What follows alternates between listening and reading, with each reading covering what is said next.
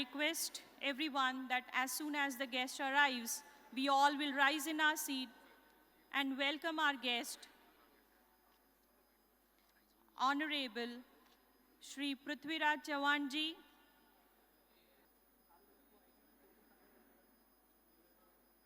Kindly welcome our guest, Honorable Shri Prithviraj Chavan ji, former Chief Minister, Lok Sabha, Maharashtra. Honorable Shri U.T. Khader Sir ji, Honorable Speaker, Karnataka Legislative Assembly, Shri Rahul Karad Sir, Convener, NLC Bharat. Honorable Shri Ramcharan Sir ji, a world-renowned management guru and author. Please give them a huge round of applause.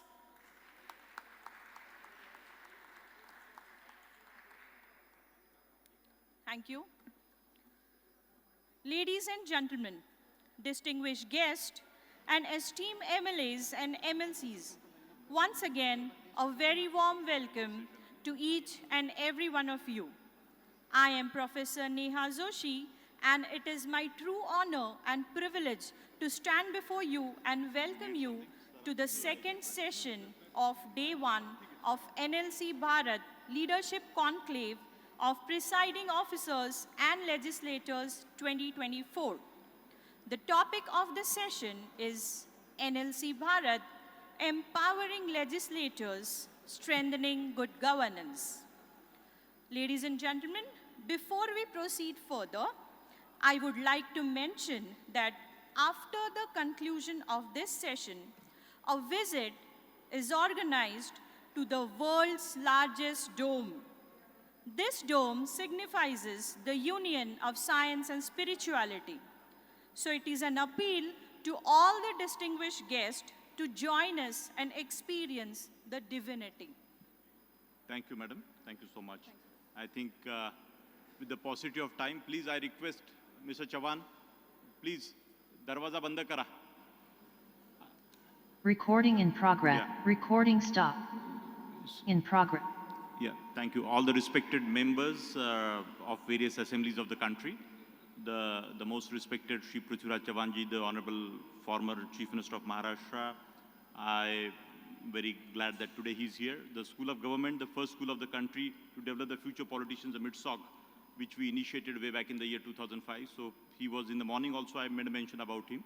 So he fostered this idea, and he was, my belief, he was strengthening from that time.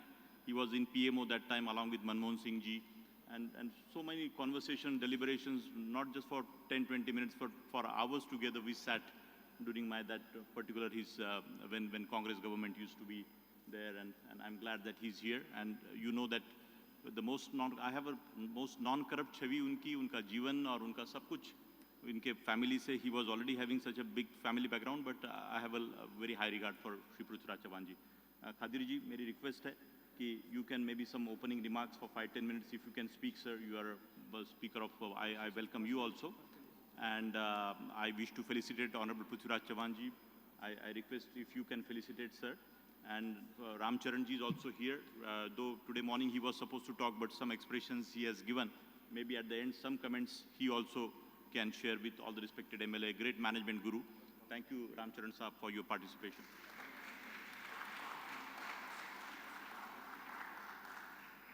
A huge round of applause, dear friends.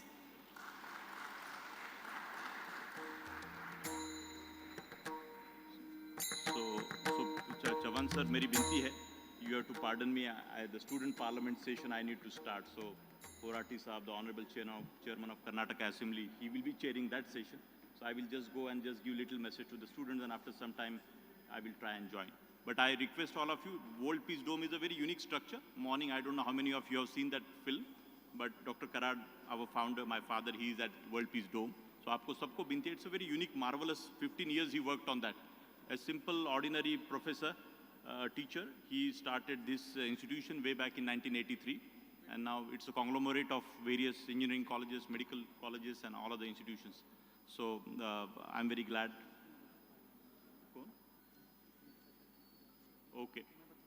अच्छा, मेरी विनती है कि शायद सुमित्रा ताई महाजन जी भी also the patron for this. She will be also speaking for 5 minutes through Zoom call meeting. So we can start this session right away. Yeah. So I request Khadir Saab to chair this session and yeah. वो वहीं से अच्छा लगेगा. क्या होगा थोड़ा academic हो जाएगा. हाँ, direct. Honorable Shri Prithviraj Chavan ji, our renowned scholar Guruchan Das ji, the architect of this program, our friend Mr. Rahul Karar ji, all the respected MLAs and dignitaries, and all the students and staff members who have joined over here. It is my pleasure to chair this session, empowering the legislature, strengthening the good governance. In detail, Prithviraj Chavan ji will address to you and we will discuss on that. As a small note, keynote, I like to say that the legislature's active participant is very much important in a good governance. I feel as some basic, what we can say, basic, it is every MLA needs to have some basic rules or their system, how they participate and how they will be helpful in the good governance. One I like to say is every MLA should actually participate in the policy making decision. When a law is brought in the assembly, it is duty of the every MLA to participate, to read the bill, to understand the bill, see what is the advantages and disadvantages of the bill, and they should debate in this session.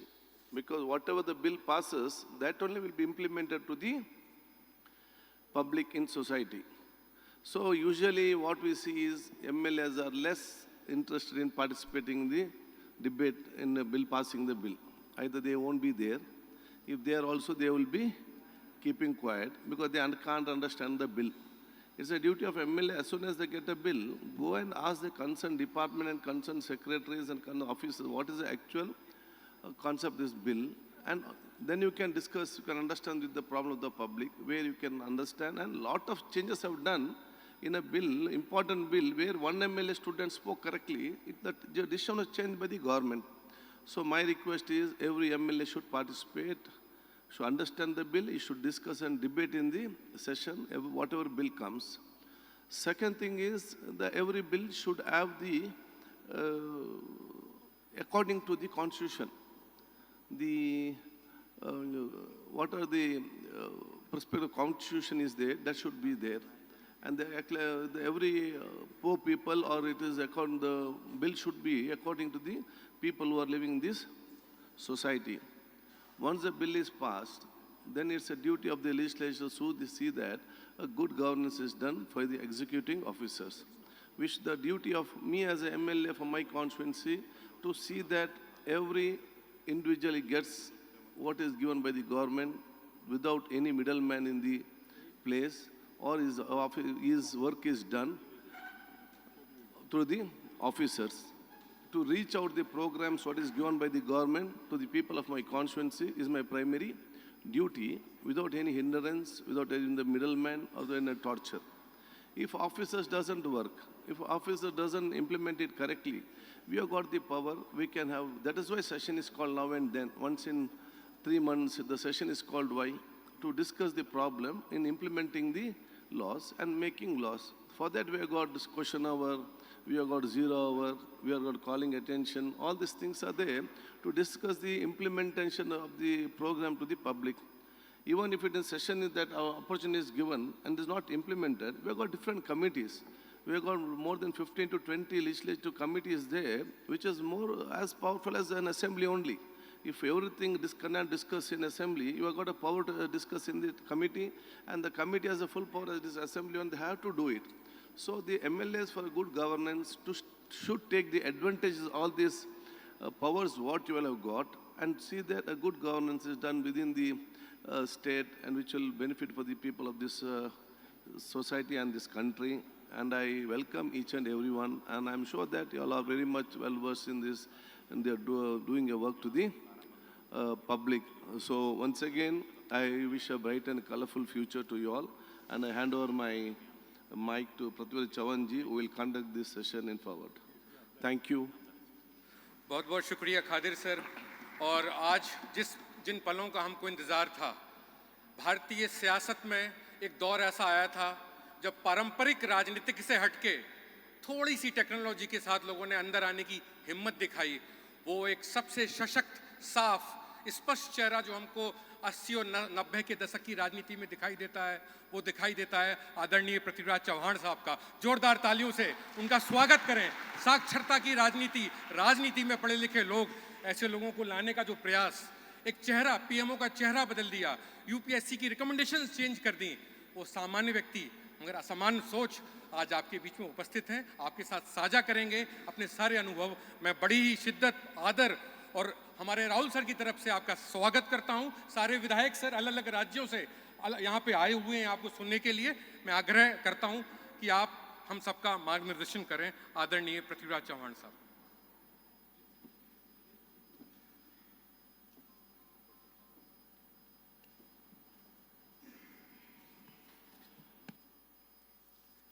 Honorable UT Kadir Sahab,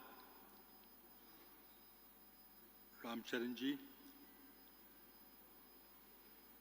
my friend Rahul Karad, distinguished delegates for this conference, honorable legislators, MLAs, MLCs, presiding officers of various state assemblies and state councils, and students of School of Governance, friends. मैं अगर हिंदी में थोड़ा बोलूँ, अंग्रेजी में बोलूँ तो मैं थिंक सब समझ जाएंगे। मेरे हाउस के भी कुछ यहाँ पे सम्मानीय सदस्य बैठे हैं, मेरी विधानसभा के, मेरी विधान परिषद के भी बैठे हैं। मैं जब से डॉक्टर विश्वनाथ कराड जी और राहुल कराड जी ने एक नई पहल MIT के माध्यम से शुरू की थी, तब से मैं इससे कुछ न कुछ रूप से एसोसिएटेड हूँ, शामिल हूँ। एक पहल से तो एक स्कूल ऑफ गवर्नेंस निकला, जिसके बारे में आप सब जानते हैं। स्कूल ऑफ गवर्नेंस को मेरे ख्याल कितने 15 साल हो गए, कितने 19 साल हो गए।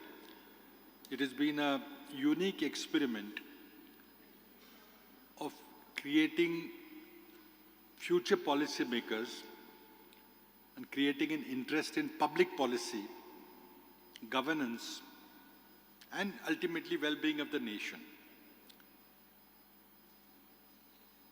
MIT family में बहुत colleges, बहुत schools हैं, लेकिन School of Governance was specifically focused on public policy and governance. From that arose another brilliant concept of student parliament, which is going on right now, an annual event. हर साल जनवरी में इसी premises में विद्यार्थियों की एक संसद होती है, जो मेरे ख्याल से अपने आप में, हाँ, मैं पहली बार शायद मैं उद्घाटन के लिए आया था जब मैं मुख्यमंत्री था। अब ये कुछ 13वीं आवृत्ति है, एडिशन है। वो दूसरी एक पहल इसमें से निकली, और जिसके बारे में आज हम बात करना चाहते हैं वो NLC, नेशनल लेजिस्लेटर्स कॉन्फ्रेंस। ये एक बहुत ही नई और यूनिक कल्पना सामने आई है, जिसका बहुत विशाल सम्मेलन कुछ महीने, दो महीने पहले, शायद 5 महीने पहले मुंबई में हुआ था। और आपको आश्चर्य होगा, आप में से बहुत जन शायद उसमें शरीक भी हुए होंगे। You must have participated in a massive gathering of active legislators. Almost 1,700 of them attended physically in Mumbai. And that has now become an organization of its own. The concept behind the NLC is that that it will be an independent body. Most of the world's democracies have an institution like this. United States has something like that. UK has created this Commonwealth Parliamentary Association, the CPA, of which India is a member. All assemblies of India are members. We contribute subscription to the CPA. So every parliament, the Canadian Parliament, the Australian Parliament, had some kind of a forum, but this is unique. These are the provincial assemblies, state assemblies, where the legislators gather together across party lines, across the country from all states, directly elected assemblies and indirectly elected legislative councils meet together. And of course, that was the first conference of national legislators, which was held in a few months back. And we hope that that becomes an annual event. I had many discussions with Rahul how to carry this forward. It's a very great, unique idea. The fact is, it should not be a sarkari vyavastha. अगर सरकारी व्यवस्था बनी तो उसमें जान नहीं रहेगी, वो तो कई सारी सरकारी व्यवस्था चलती रहती है. एक इंडिपेंडेंट ऐसी हो और ना कि और दूसरे साथ ही में ये किसी ऑर्गेनाइजेशन जैसे कमर्शियल ऑर्गेनाइजेशन हो या कोई एकेडमिक उसके साथ भी ना जुड़ी हो. ये अपने आप अगर चले और अपने आप स्वायत्तता उसकी मेंटेन रहे, ऑटोनॉमी मेंटेन रहे, तो एक यूनिक एक्सपेरिमेंट रहेगा अपने देश में. और साल में एक तो बड़ी कॉन्फ्रेंस तो होगी, वार्षिक सम्मेलन होगा, लेकिन कई सारी कल्पनाएं और भी है कि क्या हम एमएलएस का एक्सचेंज कर सकते हैं एक राज्य से दूसरे राज्य में, क्या हम स्टडी टूर्स कर सकते हैं, क्या हम विधानसभा के अंदर कोई पब्लिक पॉलिसी का कोर्स चला सकते हैं साल भर का, जिसकी कादिर साहब से कुछ बात हुई. उसमें एकेडमिक भाग होगा और उसके बाद कुछ एमएलएस के साथ वो विद्यार्थी अटैच रहेंगे, इंटर्न्स करके करेंगे.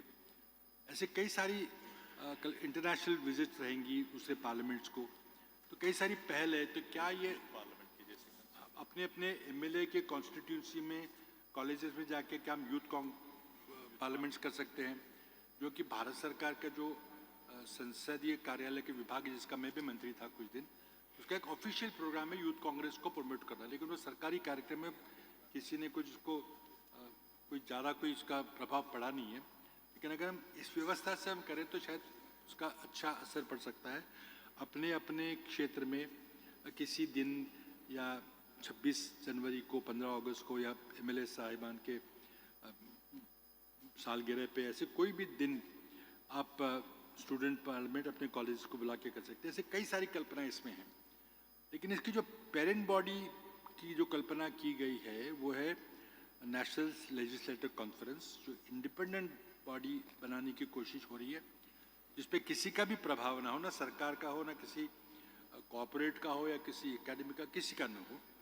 ये सिर्फ लेजिस्लेटर्स के इंटरेस्ट के लिए और देश के इंटरेस्ट में चले, और कोई बात ना. और ये उससे लेजिस्लेटर किस तरह से एम्पावर हो सकते हैं, पब्लिक पॉलिसी में उनका किस तरह से और प्रभाव पड़ सकता है, इस तरह से कल्पना है.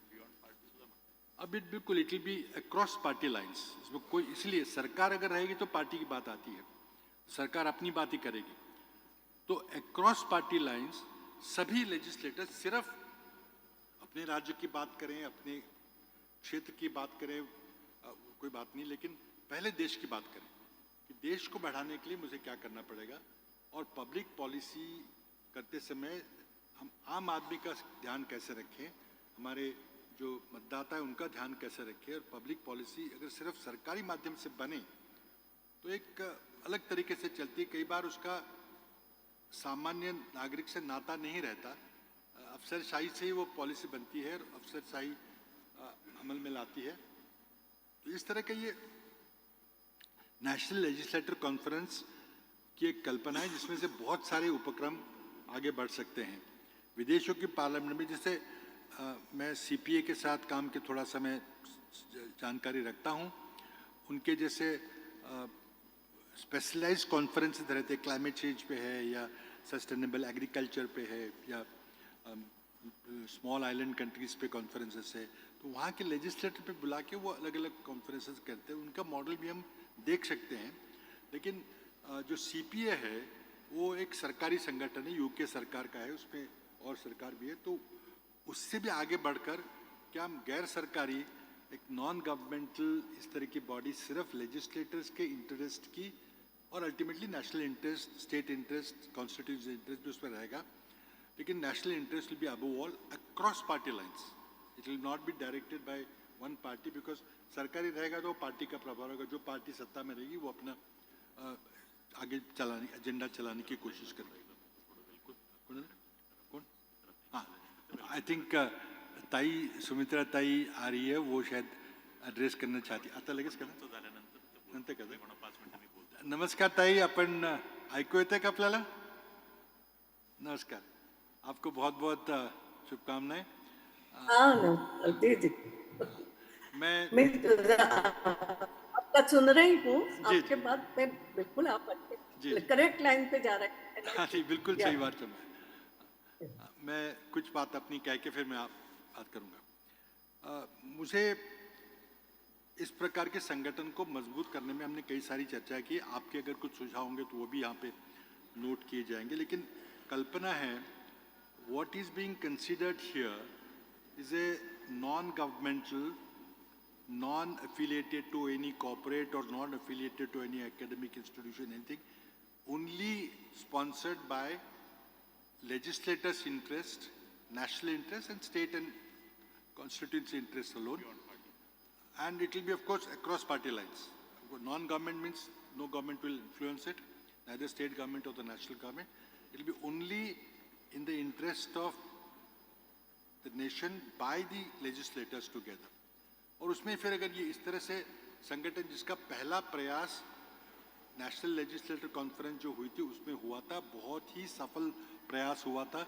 मैं नहीं समझता कि हमारे देश में कोई सम्मेलन ऐसा कोई हुआ हो. A conference as large as 1700 MLAs attended the conference, and it's a huge successful thing that is being made into an annual conference. Many states have offered to host it next year. It will be a very massive affair that has to be sustained. तो कुछ इसमें कल्पनाएं हैं कि किस तरह से इसके उपक्रम चलाए जाए. ये तो बड़ी कॉन्फ्रेंस, तो वार्षिक सम्मेलन तो ये रहेगा ही रहेगा, अलग अलग राज्यों में रहेगा. Again main principles are, it will be non party और it will be across party lines. It will be all states together. It will be only state level legislators, and of course development issues, constituency development issues, best practices, taking from one constitution, all those things will happen. तो इसकी और चर्चा हम कर सकते हैं. मैं ये मौका थोड़ा सा कुछ ऐसी बातें करने के लिए 10-5 मिनट में चाहता हूँ. आपने जैसे कहा कि how to empower legislators, how उनको कैसे प्रभावित किया जाए.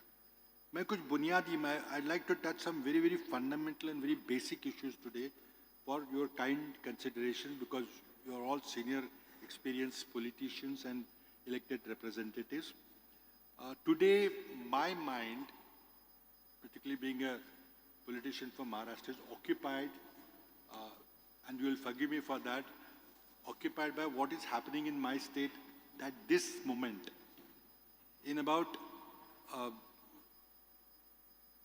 half an hour or 35 minutes from now, the Honorable Speaker of Maharashtra will pronounce a historic decision about the anti-defection law in this country. It will be landmark decision, whatever he decides. We don't know what the decision will be, but it will be a landmark decision which will have a far-reaching impact on the democracy of this country, on politics of this country. And with that in the background, I just want to place before you for consideration the fact that the role of anti-defection law, according to me, has been completely counterproductive. It has disempowered the elected legislators and parliamentarians completely. Such a law does not exist in any other parliament that you, for example, British Parliament or even US Congress, doesn't exist. what has happened, ये जो दल बदल कानून है और उसके तहत जो विप की व्यवस्था है, उसे एक तरह से विधायिका के the legislatures have lost all their powers. All the powers have shifted to the executive, chaired by Chief Minister or Prime Minister. After you elect the Prime Minister and elected the Chief Minister, then all the power goes to the executive. The famous separation of powers principle, which we take from American Constitution, the separation between legislature, the judiciary, and the executive, they're supposed to be independent. They're not subservient to one or the other. But in India, this whole principle was conceived by a French philosopher, Montesquieu, when he was traveling in America while American Constitution was being framed. And his ideas, Montesquieu's ideas, were quite influential in drafting the American Constitution, which truly represents the principle of separation of powers. The separation between the legislature, the judiciary, and the executive. Unfortunately, in India, we adopted that principle of separation of power, but first of all, it was fairly weak adaptation of that principle, and anti-defection law particularly has disempowered the legislature, all of us, completely. Today, most of your active legislators and, you worked as ministers also, presiding officers, the legislation which is promoted is proposed by the Prime Minister or the ruling party chief or by the legislators, Chief Minister. The independent MLAs do not have any authority even to make an amendment. You cannot vote against the bill if you don't like it, because you just have to raise your hands and nothing else. Budget making in the United States, the budget is made by the legislature and then it's given to the president. Here, the legislature had no role in budget making at all. You just had to say yes, the guillotine time, push the button or say, ayes have it, and that's the end of it.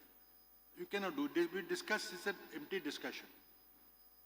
In the appointment of judiciary, in the United States, the House and the Senate judiciary committees vote on appointment of Supreme Court justices. If they don't like the legislators, if the assembly or the parliament doesn't like a Supreme Court justice, they can reject him. Now, in our case, we have no role at all. Nothing. In American system, even the ministers or the Secretary of State and other ministers who are appointed by the President can be rejected by the House, can be rejected by the legislature. So legislatures have huge authority, huge power. They can stop funding of the government, and government stops if the legislatures don't do it. And that is the authority which legislatures enjoy. Our constitution has not given such a huge power to the legislators and parliamentarians, but unfortunately anti-defection law has further eroded it. So if I want, supposing take for example the government enacted 3 farm bills. We have some objections about it. There was huge farmers' agitation about it. And many of the ruling party MPs also thought that ये सब ठीक नहीं हो रहा है, इसमें कुछ चर्चा की जरूरत है, आवश्यकता है. शायद उत्तर भारत में, हरियाणा, पंजाब में बहुत ज़्यादा विरोध हो रहा था, लेकिन वो कुछ बोल नहीं सके क्योंकि पार्टी का व्हिप है, सरकार के खिलाफ बोल नहीं सकते. अगर ये फ्रेंच पार्लियामेंट होती या ब्रिटिश पार्लियामेंट होती या अमेरिकन सेनेट या हाउस होता तो वहाँ जोर से रूलिंग पार्टी के लोग उसका विरोध करते, बिल्कुल रोक देते हो, हमें कोई अधिकार नहीं है. तो जब एम्पावरमेंट की बात करते हैं तो मैं आपसे गुजारिश करूंगा, आई रिक्वेस्ट यू कि आप आपके डेलिब्रेशन में कहीं न कहीं आप इस पर गंभीरता से विचार कीजिए. जो मैंने आज हमारे स्पीकर साहब जो निर्णय लेने वाले हैं, 1.5 साल लगा है, 1.5 साल तक हमें पता ही नहीं कि डिफेक्शन हुआ है कि नहीं हुआ. तो ये एंटी डिफेक्शन लॉ जिस उद्देश्य से राजीव गांधी ने 1985 में लाया तो उसका उद्देश्य भी सफल नहीं हुआ, बिल्कुल सफल नहीं हुआ. और जो 2003 में जो वाजपेयी साहब ने और जेटली जी ने जो सुधार किए थे उसका भी कोई फायदा नहीं हुआ है. तो एंटी डिफेक्शन लॉ अगर इफेक्टिव नहीं है और दूसरी तरफ एंटी डिफेक्शन हमारे सबके हाथ बांध देता है कि हम अपनी बात कह नहीं सकते, कोई उसका प्रभाव नहीं पड़ता. भाषण देंगे, कोई लिख लेता है, कोई आप सुनता है कि नहीं सुनता, लेकिन उसका फर्क कोई पड़ता नहीं. कोई विधेयक होता है, कोई बिल होता है, उस पर छोटा सा भी बदल आप नहीं कर सकते. उसमें सरकार के खिलाफ आप कोई वोट ही नहीं कर सकते, तो उसको फिर माना जाएगा आपने विट का उल्लंघन किया, आपकी सदस्यता खत्म हो जाएगी. तो बहुत ही ड्रैकोनियन कानून बना है जिसका कोई उद्देश्य जो था वो सफल नहीं हुआ है। तो मैं गुजारिश करूंगा कि इसके बारे में दो तरह से आप विचार कीजिए कि किस तरह से एंटी डिफेक्शन कानून को बदला जाए ताकि वो दल बदल के खिलाफ काम करें, और दूसरी बात कि किस तरह से हम लोगों को, लेजिस्लेटर्स को, इस एंटी डिफेक्शन लॉ ने किस तरह से डिसएम्पावर किया है, टूथलेस बनाया है, कुछ हमें अधिकार नहीं रखे हैं, उसको कैसे बदल सके, तब सही माने में पब्लिक पॉलिसी में लेजिस्लेटर्स का रोल रहेगा। अभी देखिए सरकार की तरफ कानून आता है, सरकार की तरफ रूल बनते हैं, सरकार की तरफ कानून आता है, हम सिर्फ उसको इम्प्लीमेंट हो रहा है कि नहीं देखते हैं। हम कुछ प्रस्तावित करें तो वो प्राइवेट मेंबर बिल की तरफ से लाए तो कुछ पास ही नहीं होता, देखा ही नहीं जाता। हमारे यहाँ है कानून में तो लिखा है कि प्राइवेट मेंबर बिल होता है, लेकिन किसी भी विधानसभा में प्राइवेट मेंबर बिल या रेजोल्यूशन के लिए समय नहीं दिया जाता। अब अपनी बात तो मैं कर सकता हूँ, हमारे यहाँ विधायक बैठे हैं, होता ही नहीं है, तो उसको कोई अहमियत ही नहीं दी जाती, कोई महत्व नहीं दिया जाता, it's not given any importance at all.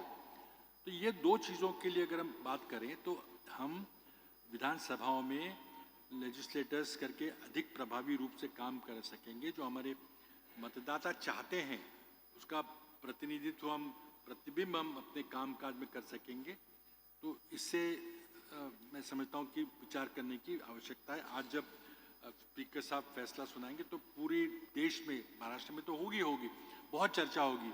कोई भी अगर इस तरफ फैसला दे तब भी चर्चा होगी, अगर दूसरी तरफ फैसला दे तब भी चर्चा होगी, क्योंकि 1.5 साल का समय लगा है। क्या किसी विधायक ने अगर दल बदल किया है तो क्या 1.5 साल तक आप उस पर फैसला नहीं देंगे?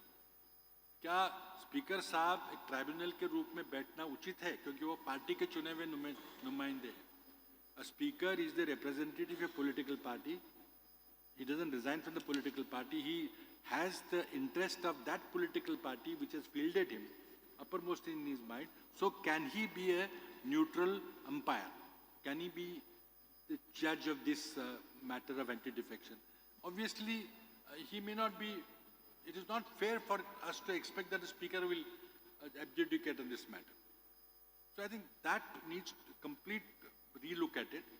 And I think such matters can be discussed very, very clearly across party lines without wearing the clothes of our political parties in an organization like NLC, which will really create a free-flowing platform without any state interest, without any party interest, without any caste or community interest. We can really legislate and think in the national interest alone. There are some ideas here which have been discussed about training of legislators. I think one of the things that all MLAs should have independent office in their assemblies where they can meet their legislators. All MLAs should have some interns, some PhD students or some other students, like some students of this School of Governance, who assist them in research work. So unless they are empowered with a lot of information, it's impossible for them to take a view of any new proposal that comes before the legislator. तो इसके लिए ये सब करने के लिए कार्यालय की व्यवस्था होना, इंटर्न्स की या असिस्टेंट्स की व्यवस्था होना, जो अच्छे रिसर्च असिस्टेंट्स हैं उनकी व्यवस्था होना, अच्छा सेक्रेटरीट होना। देखिए अमेरिकन सेनेटर को करीब करीब 22 लोगों का स्टाफ सरकार की ओर से मिलता है। उसको अपनी कार्यक्षेत्र में सरकारी खर्चे से दफ्तर मिलता है और वो आने जाने की सुविधा तो रहती है। अब उसके तुलना में हमारे जो विधानसभाएं हैं उसमें ना के बराबर कोई सुविधाएं हैं। इसलिए एमएलए को अपने कॉन्स्टिट्यूंसी में जाना पड़ता है, वहाँ दफ्तर की आवश्यकता होती है। अपने विधानसभा जिस शहर में होती है वहाँ कार्यालय की आवश्यकता होती है। तो आज कई विधानसभा ने कुछ पहल की है, लेकिन जब तक हम पूरी तरह से पहल नहीं करेंगे, उनको ट्रेंड असिस्टेंस नहीं मिलेगी, उनको इन्फॉर्मेशन नहीं मिलेगी, तब तक हम बहुत अच्छा काम नहीं कर सकेंगे। तो मैं ज़्यादा कुछ न कहते हुए मैं फिर से आप सभी को शुभकामनाएं देता हूं और मैं एनएलसी एक अच्छी ऐसी ऑर्गेनाइजेशन बने जो हमारे जनतंत्र को मजबूत करने के लिए सहायता दे, सहयोग दे। और हम चाहते हैं कि हमारा जनतंत्र और मजबूत बने, क्योंकि मजबूत जनतंत्र अगर न रहेगा तो ना देश रहेगा, क्योंकि देश हमारा कई भाषाओं के, कई जातियों के, कई धर्म के लोगों से बना हुआ है। अगर एक संविधान ही है जो हम सबको एक धागे में पिरोता है और एक सबको मजबूत करता है। यूरोप ने हमने देखा है हमारी जैसी परिस्थिति, लेकिन यूरोप में कई सारे देश बन गए, उसके छोटे छोटे देश बन गए, लेकिन हमारे यूरोप जैसी स्थिति होते हुए हमने एक देश बनाया है। ये सब हमारे संविधान के, हमारी राज्य घटना की तहत, हमारी कॉन्स्टिट्यूशन के तहत बना है। और हमारी कॉन्स्टिट्यूशन को मजबूत रखना, हमारी जनतंत्र को मजबूत रखना, इसके लिए आप उसके आधार है। और आप लोग अगर इस तरह की कोई व्यवस्था अगर तैयार करेंगे, नेशनल लेजिस्लेटर कॉन्फ्रेंस हो जिस तरह की तैयार हो, और लेजिस्लेटर को एम्पावर करेंगे, और अगर हमारी संविधान में कुछ बदलाव की आवश्यकता है तो उस बदलाव करेंगे। इसी विश्वास के साथ मैं आपको फिर से सभी को शुभकामनाएं देता हूं और अपनी बात यहाँ समाप्त करता हूं। Thank you very much.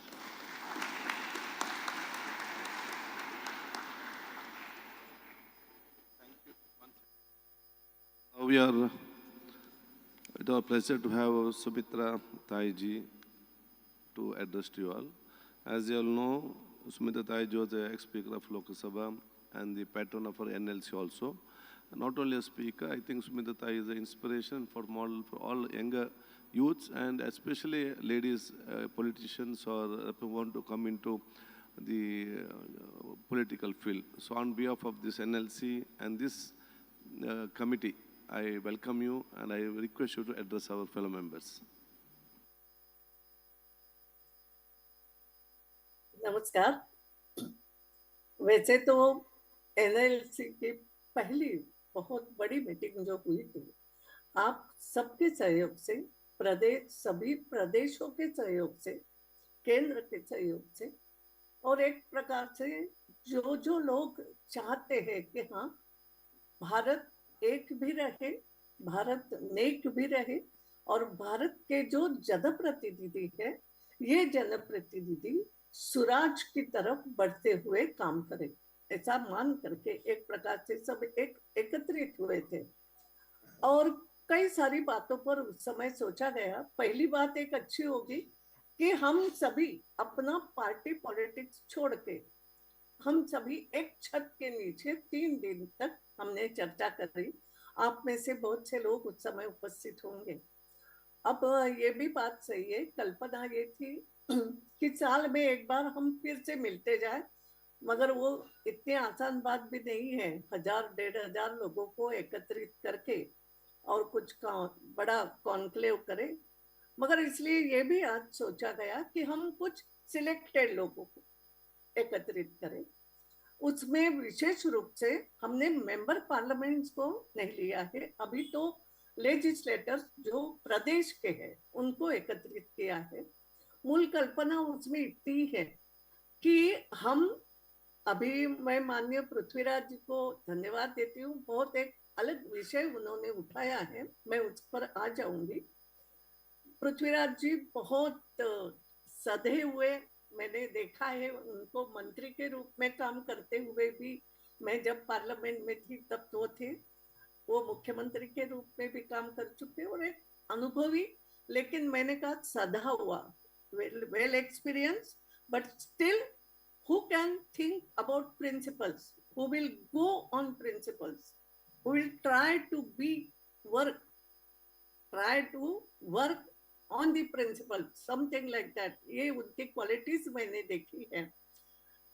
मैं इतना पहले कहना चाहूंगी कि what is this NLC, why?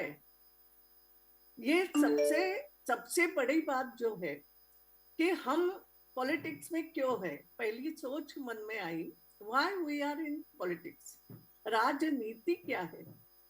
तो मेरा राज्य, मेरा देश कैसा चले, मैं ज्यादा से ज्यादा लोगों का भला किस पॉलिसी के अंतर्गत कर सकता हूँ, कौन सी योजनाओं के अंतर्गत कर सकता हूँ, इस देश को और हमारे राज्य का विकास और देश का विकास साथ साथ कैसे चल सकता है, हाउ वी कैन कोऑर्डिनेट।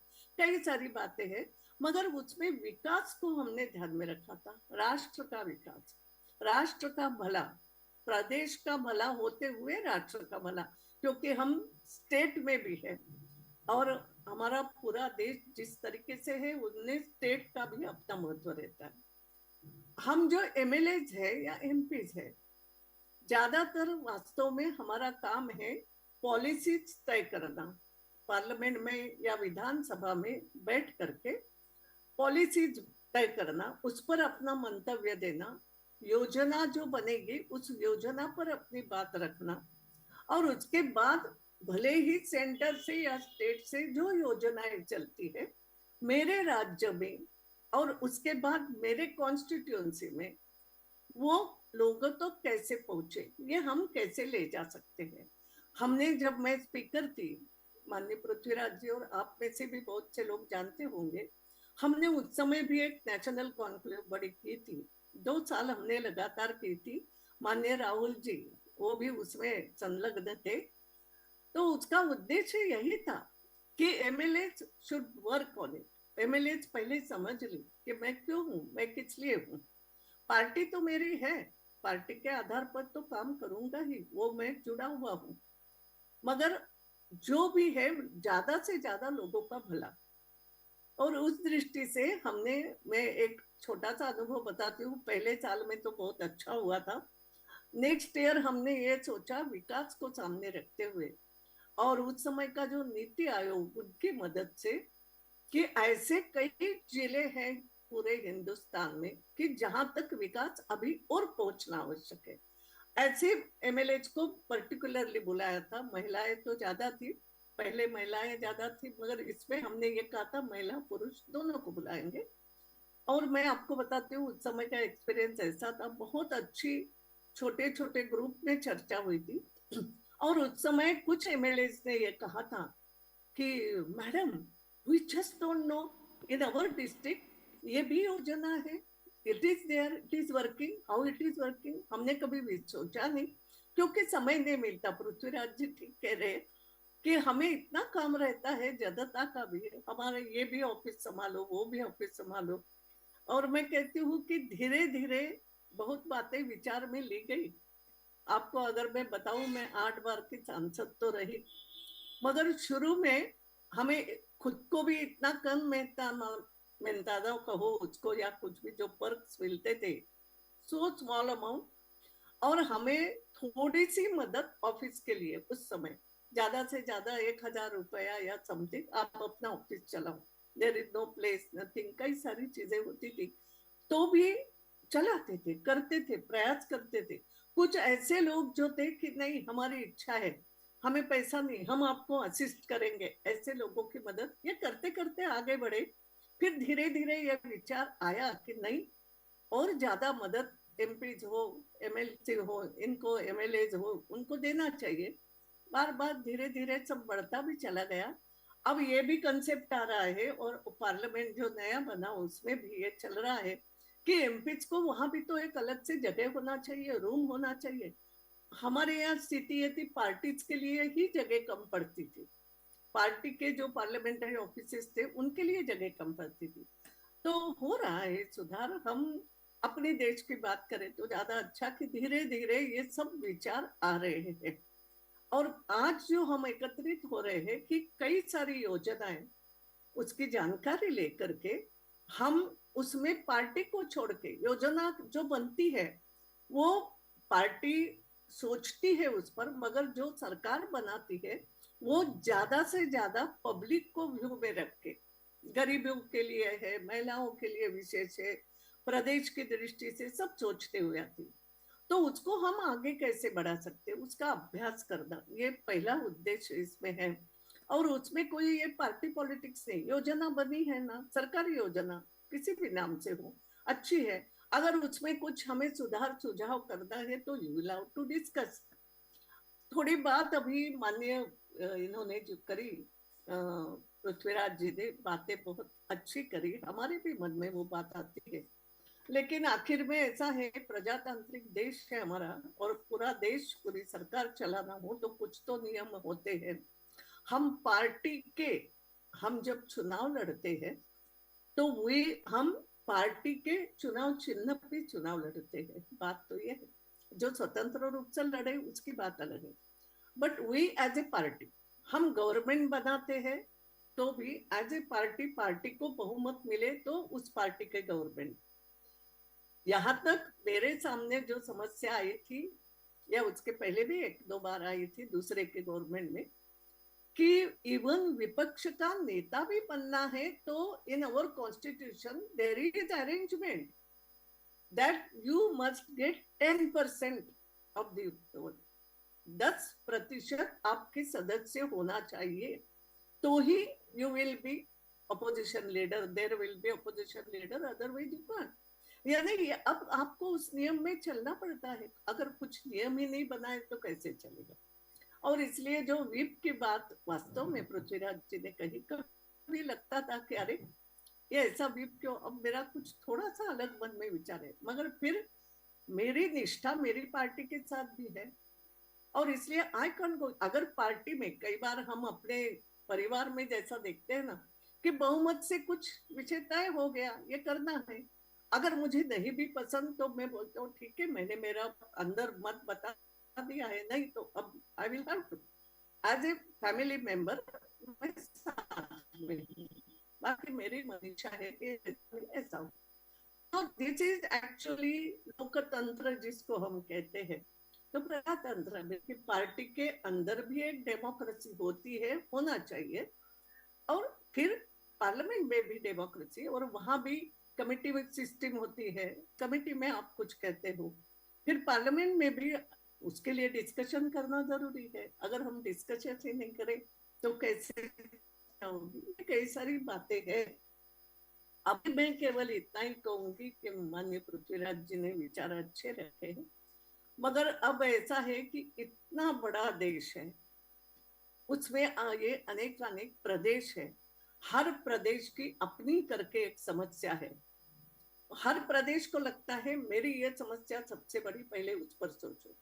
तो ये हम प्रदेश में तो सोचते ही है, और जब हम ऊपर जाते हैं, जब देश की बात करते हैं, तो डेफिनेटली ऐसे होता है भाई देश सब कुछ है, तो पहले देश हित व्यापक होता है, और उसमें प्रदेश का भी हित है। ये दोनों की कहीं ना कहीं हम you have to connect it, और कनेक्शन में कहीं कम ज्यादा हो सकता है। मैं अब अपने आज के विषय पे आती हूँ, क्योंकि कुछ बातें जो ऐसी रहती है कि इसका क्या करें, एंटी डिफेक्शन लॉ, अब कई सारे लॉ बदल सकते हो पार्लियामेंट में चर्चा करके, you can private member bill. हम इस पर एज ए स्पीकर, एक बात जो आई वास्तव में है, पार्लियामेंट में भी कई बार होता है कि you have to resign from the party. अब स्टेट में कितना क्या करते, कई बार पार्लियामेंट में भी कीनली नहीं देखते, मगर you are suppose to be non party person when you become speaker, और ये होना चाहिए। हालांकि मेरे मन से तो मेरी पार्टी नहीं जाएगी, मगर at least when I sit in that chair, मैंने ऐसे इस प्रकार से नॉन पार्टीजन टाइप से काम करना ही चाहिए। ये उस व्यक्ति पर भी जाता है, मगर यस ये अपेक्षित भी है। मैं इतना ही कहूंगी यहाँ पर कि अभी हम जो यहाँ एकत्रित है, कई सारे देखो, इतनी बड़ी हमारी गणतांत्रिक ये देश है, इतना बड़ा देश है, इतनी वैरायटीज है, उस पर भाषा है अनेक अनेक, बट स्टिल हम बोलते हैं वी आर भारतीय, हम भारतीय करके बात करते हैं, ये बहुत बड़ी बात है। अभी हम जो यहाँ एकत्रित थे, कई बार होता है अब हमें नए रास्ते पे भी जाना पड़ेगा। अब 2 दिन में जो आप चर्चा करेंगे, वो इसलिए ये सब सोचा है कि अभी क्या होगा कि आपके लिए नाउ एक बहुत बड़ी बात आ गई है, आर्टिफिशियल इंटेलिजेंस। सही में मैं भी कई बार, जैसा अभी मुझे यहाँ आपसे लिंक जोड़नी थी, मैं प्रयास मेरा कर रही थी, मगर फिर भी ये नहीं, जब मेरा पोता आ गया जो यंग मैन है, जो इन सबको जानता है, and he help me out, ये होता है। वैसे ये आर्टिफिशियल इंटेलिजेंस एक नई बात हो गई। आजकल एक बात और आती है, वो सर्वे रिपोर्ट, आपको भी एमएलए को ये कि अगर चुनाव है तो पार्टी में बात होती है, संगठन में सर्वे रिपोर्ट ये कहता है, ये सर्वे आया है, सर्वे होता है, फिर उस सर्वे में कई सारी चीजें तय होती है, उस सर्वे के अनुसार कई बार पॉलिसीज भी बनती। अब ये what is this survey, how to, इसको यूज कैसे करेंगे, ये सर्वे होता क्या है, ये डाटा क्या होता है, और उसके वो जो सेफोलॉजिस्ट जो है वो उसको करते हैं काम, किस रूप में करते हैं, किस टाइप से, हम लोगों को ये समझना भी बहुत जरूरी है, ऐसा लगा। नई बातें हैं ये इसमें। और उसमें भी दूसरी बात जो हमें होती है कि मीडिया से कैसे आजकल वो देखो, महाराष्ट्र में तो मैं कई बार बोलती हूँ कि मेरे यहाँ तो मैं हमारे मीडिया वालों को बोलती कि बाबा मुझे नहीं पूछो तो अच्छा, आपको जो चाहिए वो आप मेरे मुंह से क्यों बोलना बुलवाना चाहोगे, और वैसा मैं बोलूंगी नहीं। सब चीजें मीडिया में बोलना जरूरी भी नहीं। किसी व्यक्ति की कोई चीज मुझे अच्छी नहीं लगती, मैं उस व्यक्ति से चर्चा करूंगी कि बाबा ऐसा क्यों करते हो, इट इज नॉट फेयर, ऐसा करें हम। I can, why should I tell to media this is, ये मेरी अपनी पॉलिसी है। मगर हमें ये भी समझना चाहिए हमें मीडिया से कैसे रहना, हमें क्या चीज मीडिया में हम लाना चाहते हैं, हमारा फोकस क्या होना। तो ये कई विषय आज यहाँ पर है, बाकी भी है, महिलाओं की बात तो हमेशा होती है। हमने कुछ विषय सिलेक्ट करके ये 2 दिन हम चर्चा करेंगे, उसके जो ये होंगे विशेषज्ञ लोग, they will come to you, you can ask them. और आज जो हम फोकस कर रहे हैं, ये बात तो सही है कि इसको हमें आगे बढ़ाना है, मगर आगे तो धीरे धीरे बढ़ेंगे। अभी ये एक छोटा ग्रुप 100-150 लोगों का आ गया, इसमें कई सारे ऐसे लोग भी हैं जो हिस्सा लेना चाहते हैं, मगर कई बार संभव होता है नहीं होता है, but we will go on, ये चलता रहेगा। ये हमने सोचा है, राहुल जी का इसमें सबसे बड़ा रोल है। अब देखो उन्होंने अपनी यूनिवर्सिटी में, खुद के एमआईटी में एक ऐसा यही चालू किया है, कॉलेज है कि जो पॉलिटिशियन बनना चाहते हैं पहले यहाँ आओ, समझो तो सही व्हाट इज पॉलिटिक्स, किस तरीके से काम। एक बहुत सही बात है, नहीं तो कोई भी उठे और पॉलिटिक्स करे, वास्तव में अब वो जमाना नहीं रहा। We will have to understand, हमें नए में से कोप अप करना है। और इस दृष्टि से उनका जो एक प्रयास है कि नहीं, राजनीति में भी काम करना हो तो पहले कई सारी चीजें समझना पड़ेगी, उसके अनुसार काम करना पड़ेगा। और इसके दृष्टि से उन्होंने वो कॉलेज शुरू किया है, बहुत अच्छा। वो स्टूडेंट्स को ये सब छात्र संसद वगैरह बड़ी चलती है, एक दूसरे को मिलाते हैं। और वो जो मूल उद्देश्य हम लोगों का था कि प्रदेश के हम कुछ रिप्रेजेंटेटिव कहीं एकत्रित बैठ सकते हैं क्या। मैं इसलिए थोड़ा सा बोलती हूँ कि मेरे इसमें मुझे अनुभव आया जब मैं स्पीकर थी, आखिरी आखिरी में तेलुगु देशम और ये अलग अलग हो गए थे, आंध्र प्रदेश विभाजन हुआ, तेलंगाना हुआ, आंध्र प्रदेश हुआ, जो भी उस समय सरकार ने किया होगा, हर एक पैसा भी जिनको दिया गया था, किसने क्या करना, सब तय हो करके दो ये अलग हो गए स्टेट। अब उस समय जो डिमांड मेरे सामने होती थी कि, और वो भी हंगामा करके कि स्पेशल पैकेज मिलना चाहिए। मैंने कहा भाई ये तो मिनिस्टर ने भी कई बार कहा कि क्या दिया गया है आंध्र प्रदेश को, उनको क्या करना है क्या नहीं, कई सारी बातें होगी। लेकिन संपूर्ण देश की बात जब करना है, आप केवल एक स्पेशल पैकेज करके हल्ला गुल्ला करोगे तो बाकी विषयों पर चर्चा ही नहीं हो सकेगी। How can it be. अब ये समझ हमें रखना पड़ेगी। और आप मिनिस्टर के साथ बैठ के कई,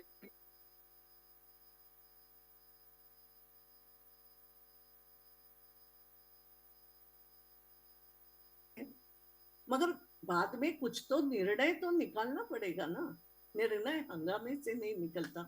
और इसलिए हम जब छोटे ग्रुप में बैठेंगे ऐसे, तो हम कई सारी बात समझ जाएंगे कि हाँ बात सही है। अभी जो कुछ एक उदाहरण हो रहा था कि समझो कोई एक कानून बन गया, अब उसके लिए ध्यान में आया ये कमी रह गई, उसकी भी कमेटियां बनी हुई है, स्टैंडिंग कमेटी में कई सारी विषय जाते हैं। मैंने जैसे कहा स्टैंडिंग कमेटी में भी चर्चाएं होती है, कई बार हम ऑब्जेक्शन भी उठाते हैं, वहां भी सभी प्रकार की चर्चा होती है।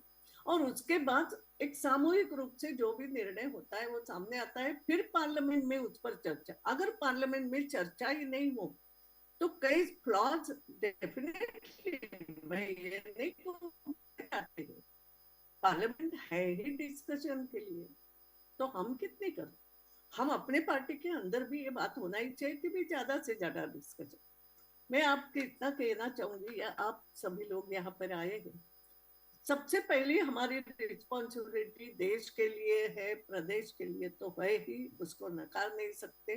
एंड मेरी कॉन्स्टिट्यूंसी जो मुझे वोट देते हैं और मैं उसको रिप्रेजेंट करता हूँ, तो ये मेरी कॉन्स्टिट्यूंसी को मैं कैसे संभालूं, मेरे समाज के लिए मैं क्या कर सकता हूँ, मेरी जनता की दृष्टि से मैं जब जनप्रतिनिधि हूँ अगर मैं, तो व्हाट इज माय ड्यूटी।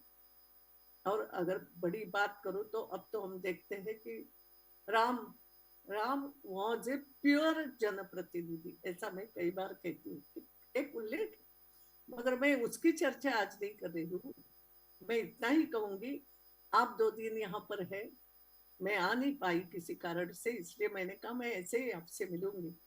और माननीय पृथ्वीराज जी और ये सभी लोग जो आए हैं आज विशेष रूप से यहाँ पर उपस्थित हुए हैं, इनका भी बहुत बड़ा अनुभव है, और हम सबकी बात सुन करके हमें उस पर विचार करना है।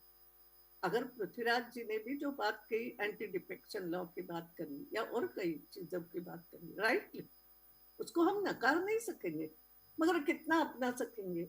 और इस पर विचार करते हुए फिर मेरी जो आखिरी की बात आती है कि मेरे कॉन्स्टिट्यूंसी के लिए कौन सी बातें अच्छी है, मैं उन तक कैसे पहुंचा सकता हूँ।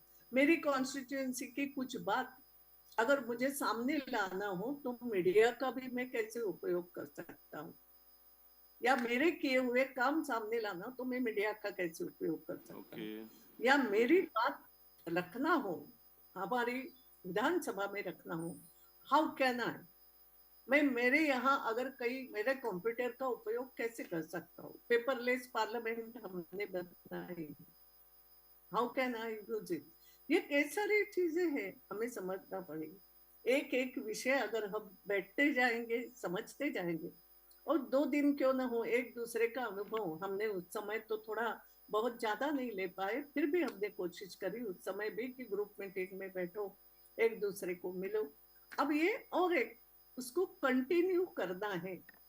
आगे आप लोगों को भी सजेशन, ये तो हम अपना बैठते हैं एक कमेटी और विचार करते हैं, I am telling you, you also can give suggestions how it should be, what is your experience, फिर हम इसको और बड़ा करेंगे और कई प्रदेशों के और लोगों को शामिल करते जाएंगे, it can be and it will go on, because हमें अपने देश के लिए काम करना है, अपने प्रदेश का हित साधते हुए एक संपूर्ण देश की लिंक जोड़ते हुए हमें समाज का भला करना है, that is the whole thing.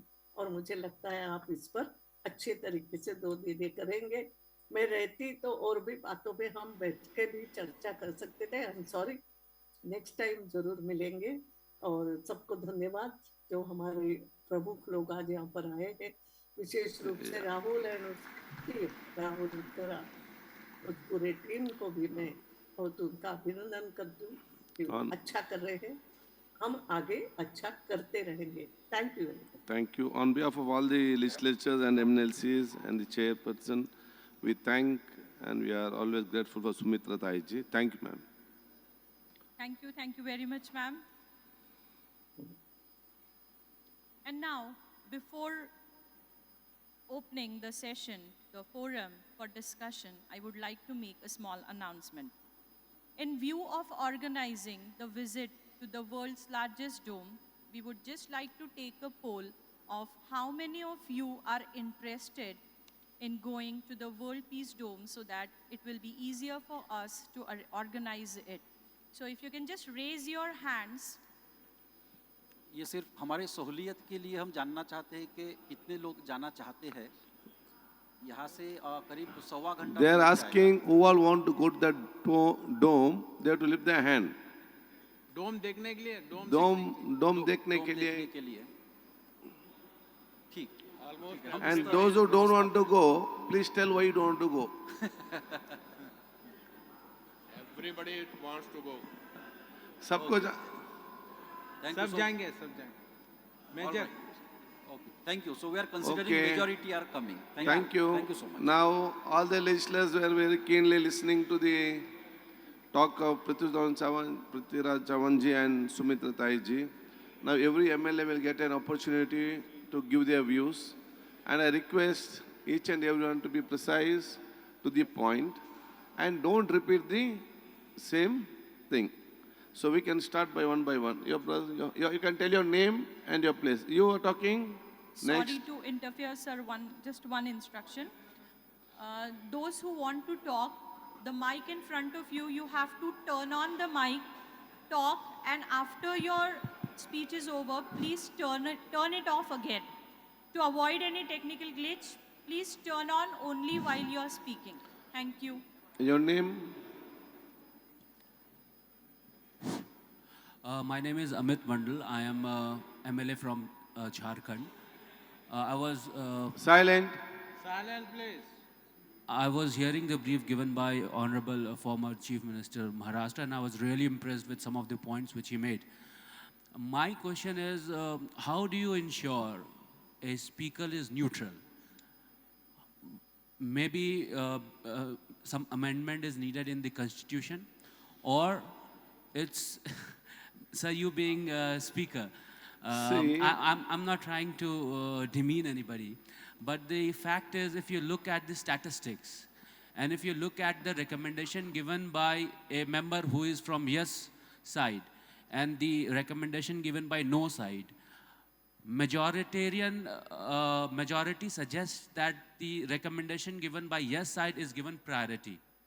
Well, I am in opposition in my state, and I am in power in center.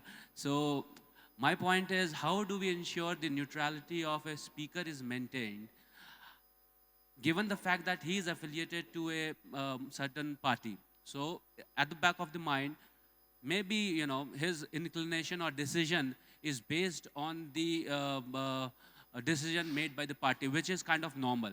But given the fact that if you look at the statistics, priority is given to the yes side when compared to the no side. And when it comes to recommendation or the bill when it is passed in the assembly, even if I give some suggestion, it goes to select committee if I am from the yes side. And if I am from the no side, even if I give suggestion, it doesn't go to the select committee. And few instances, when I gave recommendation, it was not selected, and then the High Court turned it down, which is kind of really Yeah, ultimately, disheartening. want to say is speaker is always siding the ruling side. And No, I'm not trying to say that. I'm trying to say that at the back of mind, there is certain biasness. yes, that is your main. If You want to say or I have to say? if you look at the, I'll give one point. If you look at the federal structure of our country, it is quasi-federal. Given the fact that center has more power than states, definitely. Now But it has to be, definitely it has to be neutral, right? I can But understand. because No, of the, we understand your point now. Every ML has to talk. Your point is good.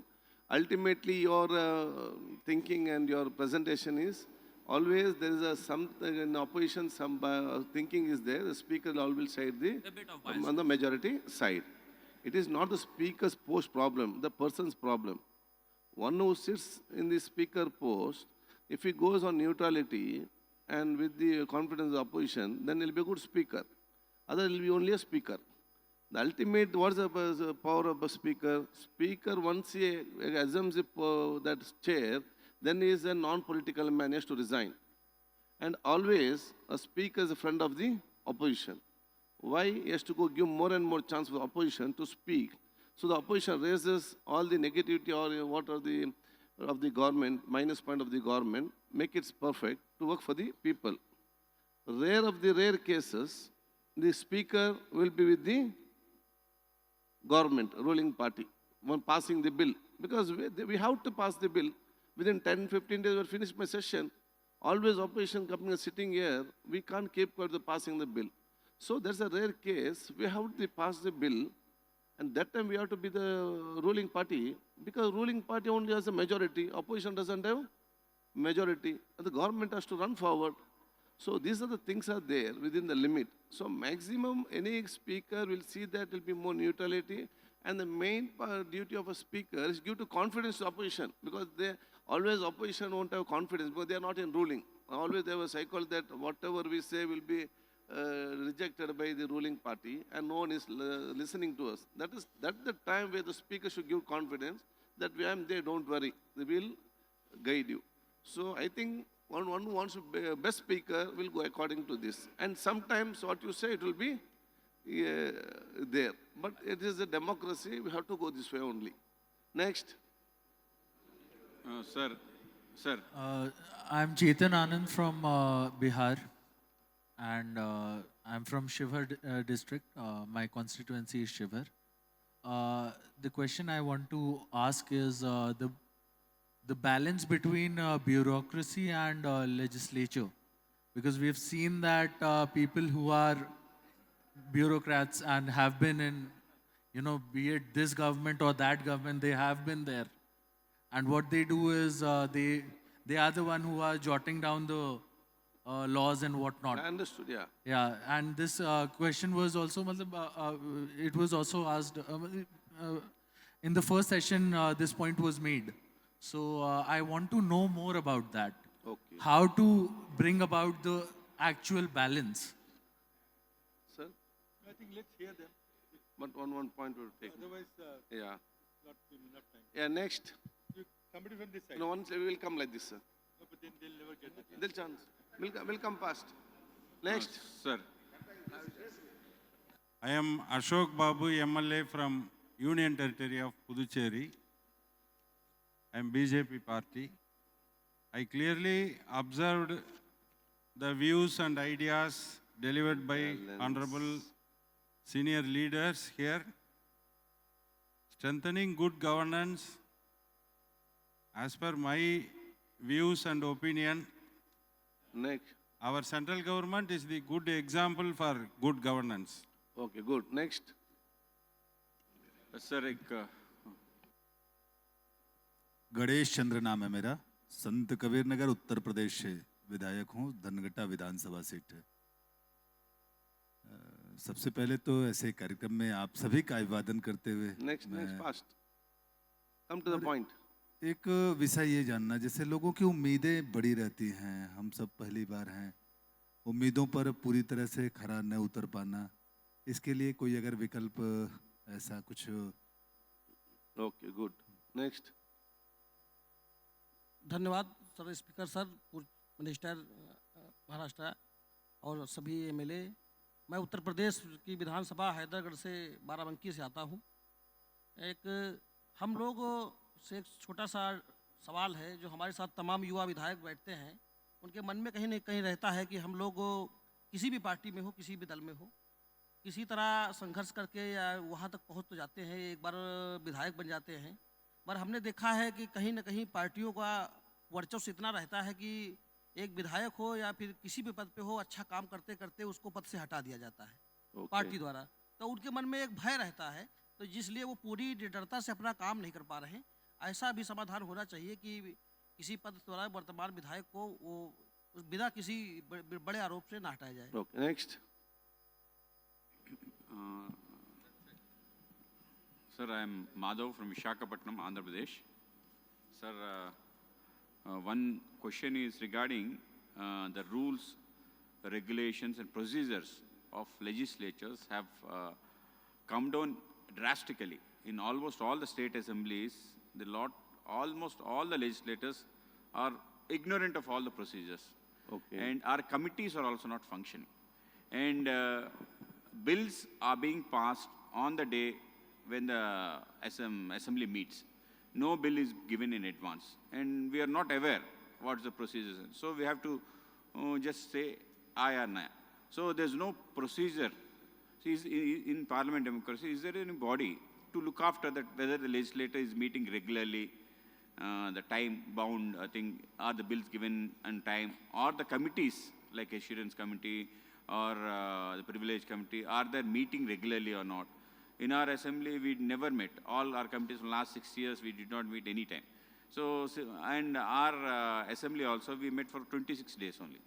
So, and we are not aware that how many days we should sit or how many times the committees, even Public Accounts Committee also, there's no single meeting. So, to whom to complain? When all these things happen, the legislative procedures are gone for the dock. So, this is a serious thing. Before we want to be a legislator, do very dynamic and do. Correct, good point. Things are not happening in state level. Next. No, good point. Next. Next, madam. सभी को नमस्कार। मेरा नाम doctor निकी हेम्ब्रम है। मैं बिहार से Banka district कटोरिया विधानसभा से MLA हूँ। मेरा ये प्रश्न है कि जो फर्स्ट टाइम इलेक्ट होकर के आते हैं मेंबर, तो ऐसा कोई सिलेबस या कोई गाइडलाइंस उन्हें नहीं दिया जाता है कि वो असेंबली में कैसे करें? वो ऑन प्रैक्टिस करते करते उन्हें एक्सपीरियंस आता है कि कैसे क्वेश्चन करना है, ये करना है। तो इसके लिए कोई एक काउंसलिंग या कुछ इस टाइप का एक ये करना चाहिए। और मेरा सेकंड क्वेश्चन है कि अगर हम लोग एमएलए बनते हैं तो पब्लिक इम्प्रेशन ये होता है कि आप एमएलए हैं तो आप कुछ भी कर सकते हैं। पब्लिक का एक्सपेक्टेशन बहुत हाई होता है, तो वो इस टाइप का एक काउंसलिंग होना चाहिए या पब्लिक में एक मैसेज जाना चाहिए कि ये गवर्नमेंट का काम है और ये रिप्रेजेंटेटिव का काम है। तो ये डिफाइन करते हुए फिर पब्लिक को अगर हम बताते हैं कि ये हमारा काम नहीं है, तो वो डिससेटिस्फाई होते हैं। तो इसके लिए कैसे सॉल्यूशन निकाला जाए? नेक्स्ट। मेरा नाम सर फुंदेलाल सिंह मार्को। मैं मध्य प्रदेश के अमरकंटक, जो माँ नर्मदा के जहाँ उद्गम है, वहाँ का एमएलए हूँ। Okay, point. मेरा अनुरोध है, अभी जैसे कि पूरे देश में चल रहा है कि हम वो बना रहे हैं, स्मार्ट सिटी बना रहे हैं, तो मैं स्मार्ट सिटी हमारा बने, मुझे कोई आपत्ति नहीं। मेरा एक सुझाव था कि स्मार्ट विलेज भी बननी चाहिए, क्योंकि हम शहरों की चकाचौंध में और अंतिम छोर में जो व्यक्ति जीवन यापन कर रहा है, उस पर हमारा दृष्टि नहीं जा पाती, जिसके कारण विभिन्न योजनाओं और मूलभूत समस्याओं से वंचित रहता है। वहाँ तक भी बने और उनका भी सर्वांगीण विकास होनी चाहिए, ऐसा मेरा सुझाव है। आपका क्वेश्चन अच्छा है, मगर सब्जेक्ट अलग है। I'm telling all the MLAs, precise to be a subject. Subject is legislations in good governance. So you can ask our chairperson who is heading the committee how a legislature can participate and contribute for the good governance. That should be the point. Next, madam. Next MLAs. Next.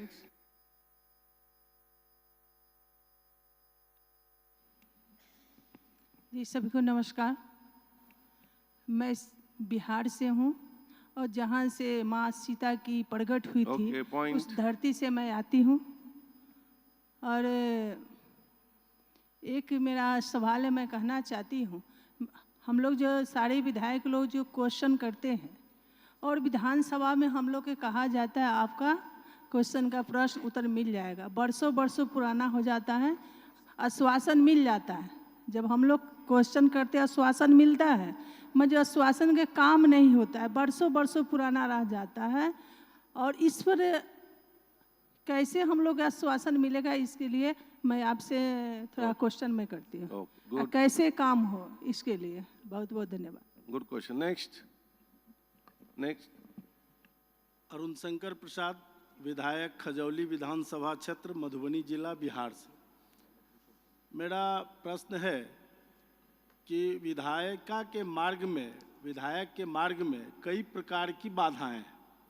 एक तो हमें क्षेत्र के आम जो हमारे मतदाता है उनके साथ उनकी अपेक्षाओं पर खरा उतरना, और दूसरा है कि विधायिका की जो गरिमा है उसको बरकरार रखते हुए अपने प्रश्नों के माध्यम से, अपने वक्तव्यों के माध्यम से हमको बिहार या जिस राज्य के हम एमएलए होते हैं वहाँ की समस्याओं को सरकार के पास रखना। लेकिन होता ये है कि जब हम लोग विरोधी दल में होते हैं तो खास करके ऑनरेबल स्पीकर की ओर से विरोधी दलों को अक्सर उपेक्षित किया जाता है। नेक्स्ट। और जिसके कारण हम लोग अपनी बात ठीक से नहीं रख पाते हैं, और जो हमारा बेहतर क्वेश्चन होता है उसको उनके पास शक्ति है, वो उसको निरस्त कर देते हैं। तो ये एक बड़ी बाधा है कि अच्छे जब हम प्रश्नों को खड़ा करना चाहते हैं तो हमारे विरोधी होने के कारण हमारे ऑनरेबल स्पीकर जो हैं उसको राज्य हित के प्रश्नों को आने नहीं देते हैं, ताकि वो मुख्यमंत्री को सेफ समझ गए। आपका पॉइंट समझ गए। नेक्स्ट। अभय पाटिल। नेक्स्ट। नेक्स्ट। अभय पाटिल। नहीं, अब बोलो। आवाज ही नहीं आ रही। मैं अभय पाटिल एमएलए बेलगाम दक्षिण कर्नाटक से 4 टाइम एमएलए हूँ। सर मेरा प्रश्न इतना ही है, तो मैं और आप एक ही राज्य से हैं, इसीलिए आपको मैं वो नाम बुलाया ना।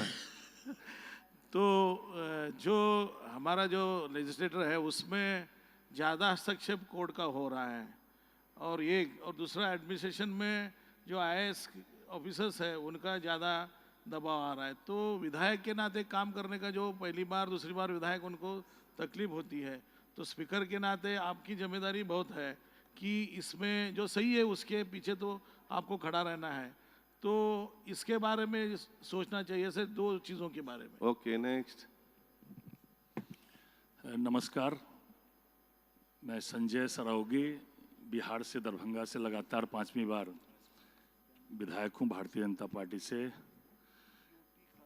अभी जो पूरे देश में और राज्य में लोकतांत्रिक व्यवस्था कमज़ोर हो रही है, विधायिका कमज़ोर हो रही है और विधायिका पर कार्यपालिका और न्यायपालिका हावी हो रही है। तो कैसे हम विधायिका को मजबूत करें?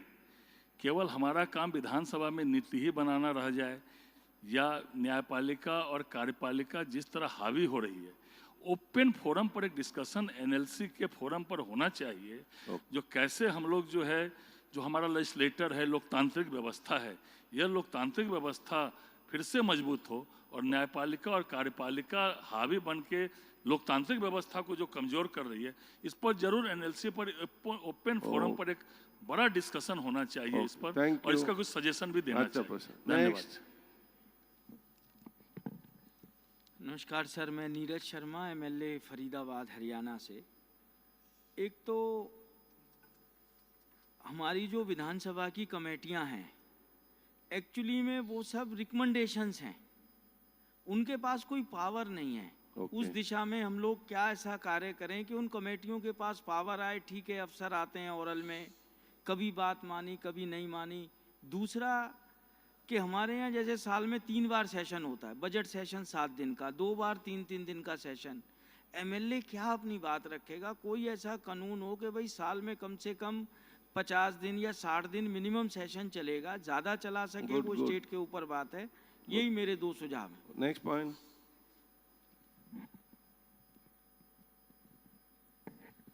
नमस्कार सर, सभी को नमस्कार। मैं उत्तराखंड से, हरिद्वार से, भगवानपुर विधानसभा से 3री बार की विधायक हूँ, कांग्रेस पार्टी से हूँ। सर मेरा ये सुझाव है कि अभी हमारी एक बहन ने कहा, प्रबोधन कार्यक्रम हर 5 वर्ष के बाद आयोजित किया जाना चाहिए जब सरकार बनती है। ये वास्तव में सत्यता है कि नए विधायकों को बड़ी कठिनाइयों का सामना करना पड़ता है, क्योंकि पहली बार हेजिटेशन भी होती है और वो इतने खुले हुए नहीं होते। तो प्रबोधन कार्यक्रम होना चाहिए। और मैं यहाँ के माध्यम से अपनी ऑनरेबल स्पीकर को बधाई देना चाहती हूँ कि उन्होंने विधायकों की समस्या को समझते हुए, ताकि पक्ष विपक्ष ना रहे, हमारे यहाँ एक विशेषाधिकार समिति का गठन किया है, जिसमें सत्ता पक्ष के और विपक्ष के विधायकों को लेकर के किया गया है, ताकि विधायकों का सम्मान बरकरार रहे और विधायकों की किसी तरह से भी अवहेलना ना हो, अवमानना ना हो। तो इसी तरह से जनता की समस्याओं को तो विधायक रखेगा और निश्चित रूप से सरकार जागरूक हो। Thank you. Next sir, I am Rafiq Khan, MLA from Rajasthan. Sir, each and every assembly, working days are getting lesser everywhere. At least there should be some minimum days in a year should be like to reply all the house and all the government. Yeah. And second question is how to stop horse trading. Okay. Last five years we have seen horse trading everywhere. So how to stop horse trading? Okay. Next. Sir, I am Vijay Dharni, a 3-time MLA from Tamil Nadu. Actually, I wanted to ask that question. Next, come to your point. At least 100 days assembly should work. Can there be an enactment by the very same assembly or the parliament to the effect, instructing the speaker to at least work for 100 days in a year? Okay. Good point. So Next. Make a legislation to that effect by the parliament and the assembly, concerned assembly, and obey that. Number 2. Okay. Good point. Sir, one more thing. That one nation, one election. The notification has come. Now that the notification says by 15th of January, the public hearing should be completed. Okay. So whether state legislatures have any role to play in this process? Oh, I want an answer to that effect. Chauhanji, I have worked with you in the party, and also our speaker, sir, knows me.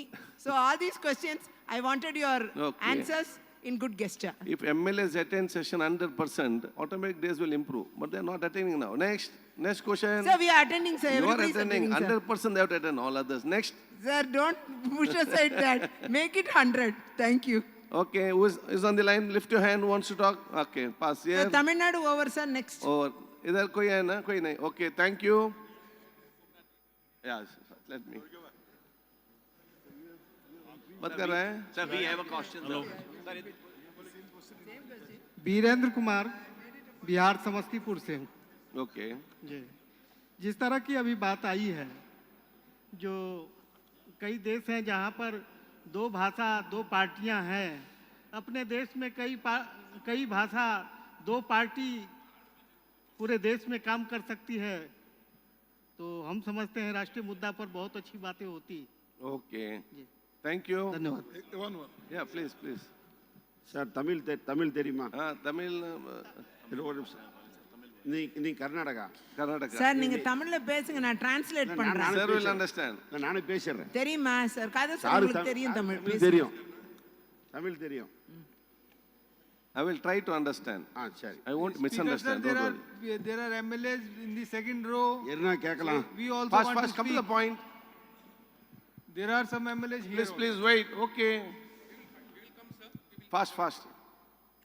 Assembly நடக்கிறப்போ 20 நாள்ல வந்து assembly முடிச்சா மற்ற டிபேட்டில் பேச முடியறதில்ல, டக்குன்னு முடிச்சுட்டு போயிடுறாங்க. ஒரு லெஜிஸ்லேட்டருக்கு மெம்பருக்கு 2 நிமிஷம் தான் வந்து டிபேட்லேயே பேச விட்டா. ஓகே. 2 நிமிஷம் இல்லை 3 நிமிஷம் தான் பேச விட்டா எப்படி பேசுவான்? சப்ஜெக்டில் 2 நிமிஷம் இல்லை 3 நிமிஷம் தான் பேச விடுறாங்க. Okay, understood your point. Only 1 or 2 minutes, how can he present? Debateக்கு. I'll tell your speaker to give more time, don't worry. Next. Can you translate what he said? Next, ஒரு டிஸ்ட்ரிக்டில் எந்த ரூலிங் பார்ட்டி மெம்பர்ஸ் யாருமே elected ஆகிறதில்ல, only opposite party members elected ஆகிறாங்க.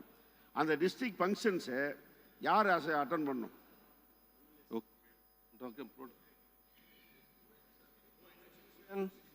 Good point.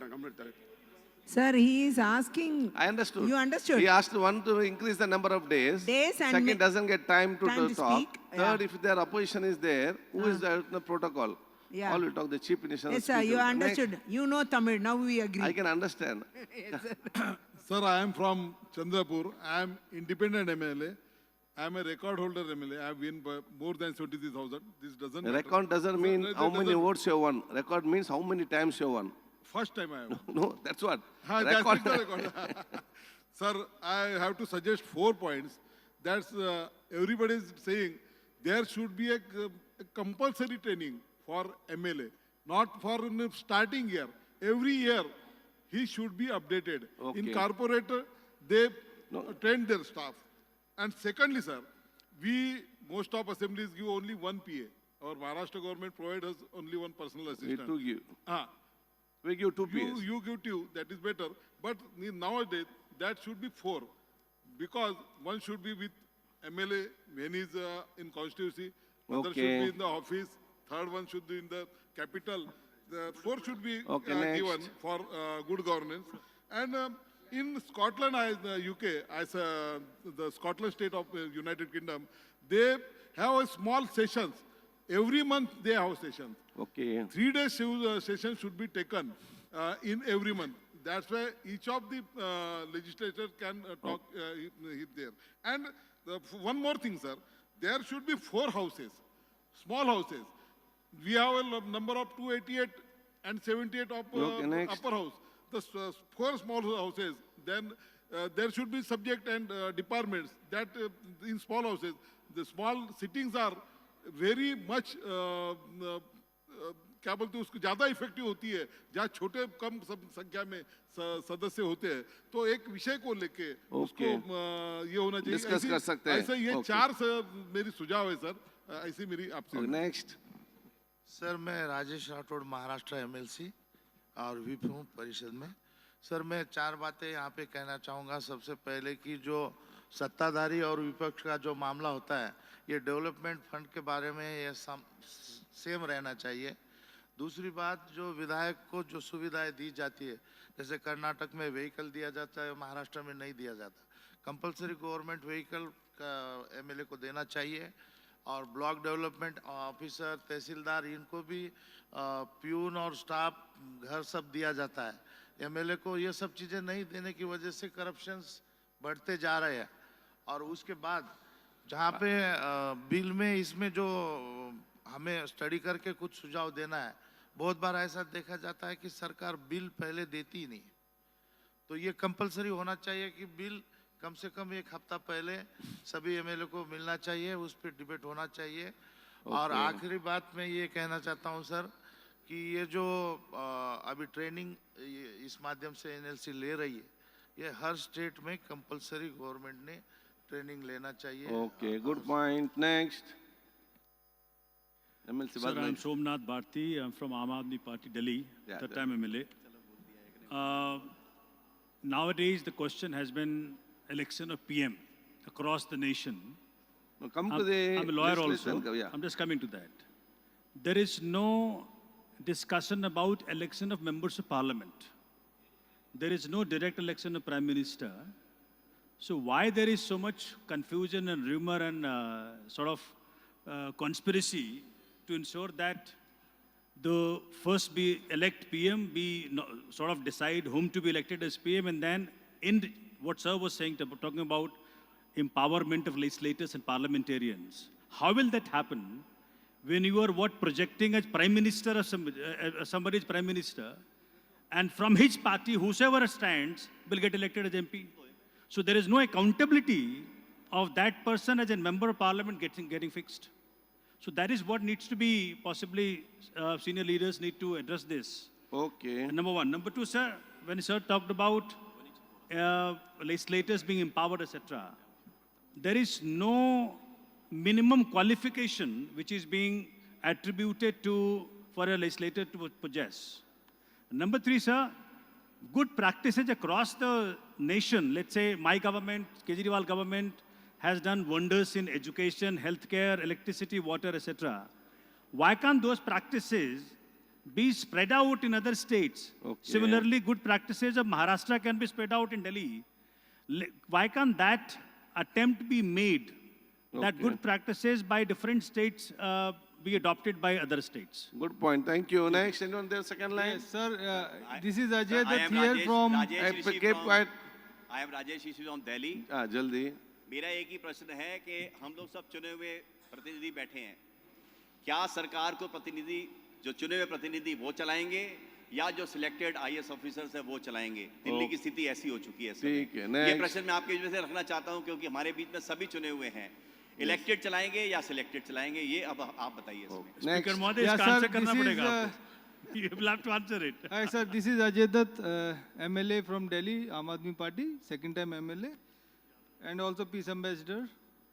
Sir, my point is that the first thing is democracy. We should always plan to strengthenize, and there should be a national democratic forum which must work to save the democratic process. Second thing is, we work in UT, which is state cum UT, and we have been seeing that the elected representative powers are encroached, and because of which the public is suffering. So there should be some process that the elected member of states or UT, their power should not be encroached. And the third very important point, which many of our colleagues has said, there should be a board for elected representative training board, because we have 540 plus MP and 5,000 plus MLAs and 5,000 plus MLC and thousands of elected councillor, etc.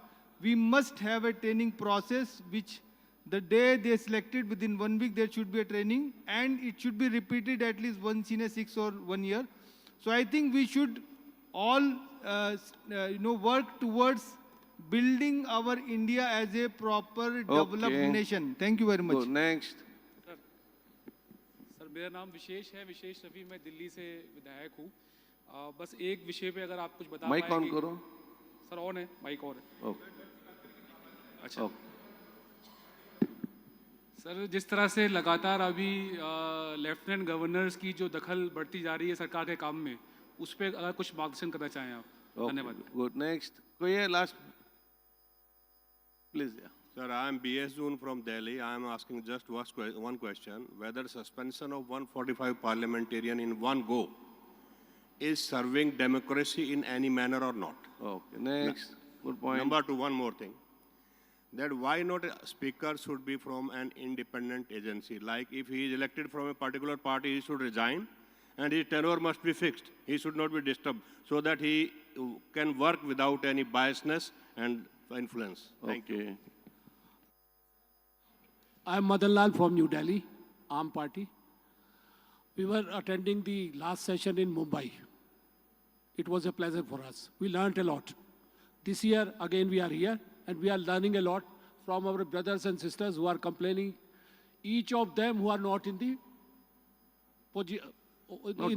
In the power. Yeah. What I'm saying is we should keep doing this kind of seminars so that we get to know the problems, and also while interacting, we reach to some conclusion so that we can create a good atmosphere in all the states. Thank you. Good. Thank you. So thank you for all Sir, the one MLAs. more last point which is very important. See, we all work for democracy shouldn't and forget peace. important points One more always. last point. Actually, in our all legislative program, the peace word is missing.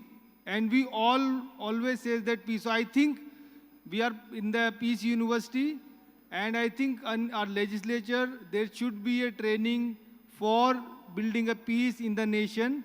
For every elected representative, that should be the core. Thank you very much. Peace in the assembly will get peace in the nation. Yeah, but I think they should be taught. Now, Thank you. so I thank all the MLAs taking participate actively and various questions have been given. Yes. I was feeling that I'm sitting in the assembly in Karnataka and discussing to you all. So one MLC is there with us. Please, you tell your last one, and our Prithvi Chavanji will give his final point. MLC. My name is Vikram Kale. I am teachers MLC from Maharashtra for time. अबे जी सभी हमारे विधायक भाई बहनों ने जो बातें रखी है, ये तो हम अखंड भारत कहते हैं, हमारा सब देश एक कहते हैं, तो अलग अलग राज्य में जैसे चौहान साहब केंद्र में थे, आप राज्य में काम कर रहे हैं, उनको बड़ा अनुभव है। हम तो यहाँ सुझाव दे रहे हैं, यहाँ तो कुछ हल निकलने वाला नहीं है, लेकिन हर एक स्टेट में जो अलग अलग समझो विधायकों को मानधन मिलता है वो अलग है, सुविधाएं मिलती है वो अलग है, सेशन का टाइम अलग है, ड्यूरेशन अलग है। ये सभी स्टेट में भारत के अंदर एक हो जाए, इसके लिए क्या करना चाहिए और आपका सुझाव क्या रहेगा? Okay, thank you. Thank you. Now, Prithvi Chavanji will conclude with all his comments for the questions you asked. Thank you. Thank you. It was a very lively discussion. Many good suggestions floated. Many questions have been asked. I'll try to respond to some of the common questions. First one which got my attention was the issue which I had raised and which Honorable MLA responded. The question was, can the speaker be neutral? Can the speaker be independent? Somebody said that why not get the speaker from outside agency, you know, all those things. You see, speaker, when he presides over the office, has to use his own judgment to allocate time to pass bills, to pass the government agenda. There is no two ways about it. That's how it works everywhere. But the question is, when the speaker's decision, a speaker belongs to a political party, and a political party which has the government, because speaker is always from the ruling party. Now, when the speaker is required to rule whether a certain number of MLAs are disqualified, which will make the government go. So can the speaker, in all fairness, rule against the leader of his own party? Can he decide to unseat the chief minister? This is exactly what will be happening right now in Maharashtra. He has to decide whether to unseat the chief minister or not to unseat. And that's the, so in that case, can he follow the constitution or will he follow the political interest of the party which is elected him? It's a very important position. See, there is an issue express independent view, the party can take action against you. That's a fact. It happens in every organization, whether parliamentary organizations or otherwise, it happens. One important point which all of us face is when the government proposes a bill, the rule book says that bill must be circulated certain number of days in advance. It is never done. In the morning you bring a bill and immediately afternoon you pass it without knowing what's happening. There are many such things. How many days the assembly should sit, how many times the committee should meet. Somebody said that the committees do not meet at all. What are the facilities given to MLAs, MPs, different things. See, there is a mechanism in our country. The Honorable Speaker of the Lok Sabha holds a meeting of all these presiding officers, all the speakers together. There is a conference of all the whips of the parties. Chief whips का भी एक सम्मेलन होता है और एक prime minister सभी chief minister के साथ सम्मेलन करते हैं. तो ये बातें तो प्राइम मिनिस्टर और स्पीकर साहब को ही करनी चाहिए कि क्यों नहीं हम minimum number of days that assembly should run उसको तय करें. क्यों नहीं हम कहें कि भाई कमिटीज़ की बैठकें होनी चाहिए, जरूरी होनी चाहिए. कमेटी गठित ही नहीं होती कई बार. हमारे यहाँ कमेटी गठित ही नहीं हुई अभी तक. दूसरी बात, तो ये स्पीकर्स कॉन्फ्रेंस में और प्राइम मिनिस्टर और गवर्नर्स कई सारे फोरम हैं हमारे. गवर्नर्स कॉन्फ्रेंस, स्पीकर्स कॉन्फ्रेंस है, prime minister and chief ministers conference है, विप्स कॉन्फ्रेंस है. वहाँ ये बातें होके ट्रेनिंग बहुत आवश्यक है. जैसे लोकसभा में ट्रेनिंग होता है, हमारे यहाँ ट्रेनिंग होता है, लेकिन बहुत कोई सीरियस नहीं लेता. इसके लिए एक सुझाव हम दे सकते हैं कि इसके लिए वीडियो लेक्चर सब हम तैयार करें, क्योंकि हमेशा किसी को जब भी चाहिए तभी उपलब्ध हो सकते हैं. यूट्यूब पे अगर लेक्चर्स रखें तो आम आदमी भी उसको देख सकता है. ये मेरे ख्याल संसद के सचिवालय को करना चाहिए, हो सकता है. उसमें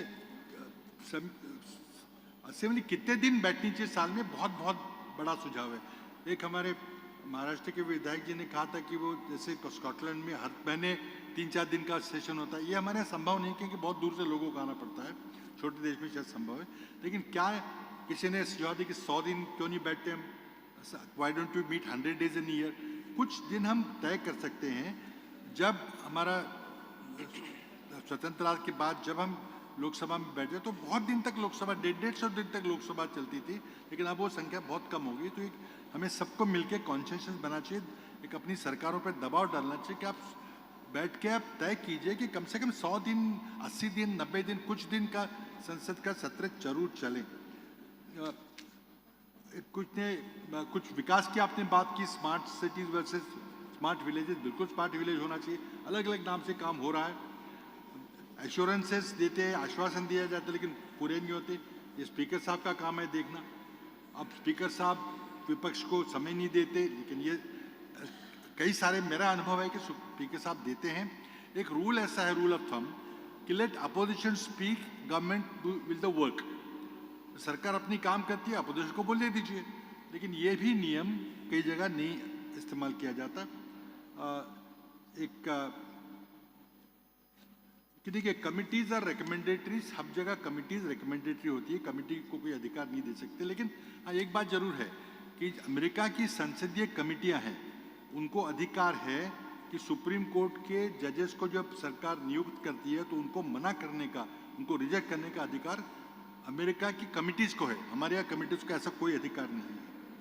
साथ ही में हॉर्स ट्रेडिंग की बात की, उसी की बात मैंने छेड़ी थी कि एंटी डिफेक्शन कानून जो है वो बिल्कुल निरस्त करना चाहिए, क्योंकि उसका कोई उपयोग नहीं हो रहा है. अच्छे उद्देश्य किया गया था, लेकिन उसका वो काम नहीं कर रहा है. हम देख रहे हैं कि स्पीकर साहब का बहुत इंपॉर्टेंट रोल है. कुछ प्रोटोकॉल की बातें कही है, वो तो प्रशासन की बात है. प्रोटोकॉल वैसे केंद्र सरकार से प्रोटोकॉल निश्चित किया गया है कि केंद्र सरकार के कार्यक्रमों में सभी सांसदों को बुलाना चाहिए, किसी भी पार्टी के हो. कई जगह राज्य सरकार इस प्रोटोकॉल को नहीं मानती, जो गलत बात है. हाँ, फैसिलिटीज़ के बारे में कई बातें आपने की, बिल्कुल सही है. 1 PA, 2 PA, 4 PA दें, सरकारी गाड़ी दे, एक कार्यालय की जगह हो. ये मैंने शुरू में कहा था, ये बहुत आवश्यक है. तभी हमारे विधायक एम्पावर होंगे. Only then our legislative will be empowered. सभी साथ डेवलपमेंट फंड मिलना चाहिए. देखिए, MLA डेवलपमेंट फंड कई राज्यों में है. हमारे महाराष्ट्र में हर एक MLA को सालाना 5 करोड़ का डेवलपमेंट फंड दिया जाता है. सभी MLAs को और MLCs को, चाहे विपक्ष के हो या सत्ता पक्ष के हो। लेकिन उसके अलावा जो सरकार की ओर से फंड दिया जाता है वो सही नहीं दिया जाता, वो सत्ता पक्ष को ज़्यादा दिया जाता है। बिल्स को ज़्यादा गंभीरता से देना चाहिए, क्योंकि हमारी विधायिका जो हैं ये कानून बनाने की व्यवस्था है। We are a law making bodies.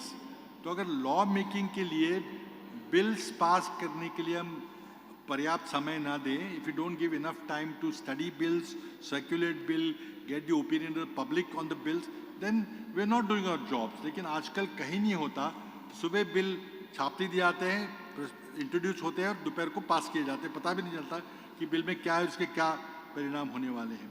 तो ये जरूरी बिल्स के बारे में करना चाहिए। बाकी आपने कुछ बात कही थी कि PM को प्रोजेक्ट किया जाता है, फिर सांसदों को प्रोजेक्ट नहीं किया जाता। देखिए, PM को या एक व्यक्ति को प्रोजेक्ट करने की व्यवस्था अमेरिकन राष्ट्रपति चुनाव की पद्धति में है। जो संसदीय प्रणाली जो है, ब्रिटिश पार्लियामेंट्री सिस्टम है, उसमें 2 पॉलिटिकल पार्टीज का चुनाव होता है। पॉलिटिकल पार्टी किसी विचार पे आधारित होती है, चाहे आर्थिक विचार हो या कोई सोशल विचार हो, और जब 2 पार्टी लड़के सांसद को चुनती है, बड़ी पार्टी का प्रधानमंत्री बनता है। लेकिन ऐसे प्रयास होता है कई जगह कि किसी व्यक्ति को प्रोजेक्ट किया जाए और एक संसदीय व्यवस्था को अमेरिकी पार्लियामेंट्री व्यवस्था की तरफ बनाया जाए। उस तरह के उदाहरण हम देख रहे हैं। फिर अकाउंटेबिलिटी नहीं रहती MPs की। जी हाँ, बिल्कुल ठीक है, लेकिन ये हो रहा है। It's a very disastrous thing for the nation. बिल्कुल ठीक है, but that's for the political party to do. But then remove 543 MPs should be removed. There is no requirement. No discussion, only questions. Now, there is a suggestion about minimum qualification of the MLAs. This was discussed at length while the constitution was being framed. But the decision was taken that no, it's not fair, because many of the people are not literate and they should not be denied an access to representing their people. So that's not there. It is for the political parties to see that they only field educated and qualified MLAs. I think good practices है, या किसी ने सजा दिया था National Democratic Forum. This NLC, which are organized here, which MIT is trying to promote, is exactly that forum which will promote good practices, which will be like a National Democratic Forum, which will argue about the issues that have been raised. Because government is doing it in its own way, in Speaker's Conference, in Prime Minister's Conference, everything. But a non-governmental effort can be through this National Legislative Conference, which will bring up many issues like support for the MLAs, facilities for the MLAs, for minimum days of sitting for the thing. And all these can be good practices in one state, can be spread to other practice.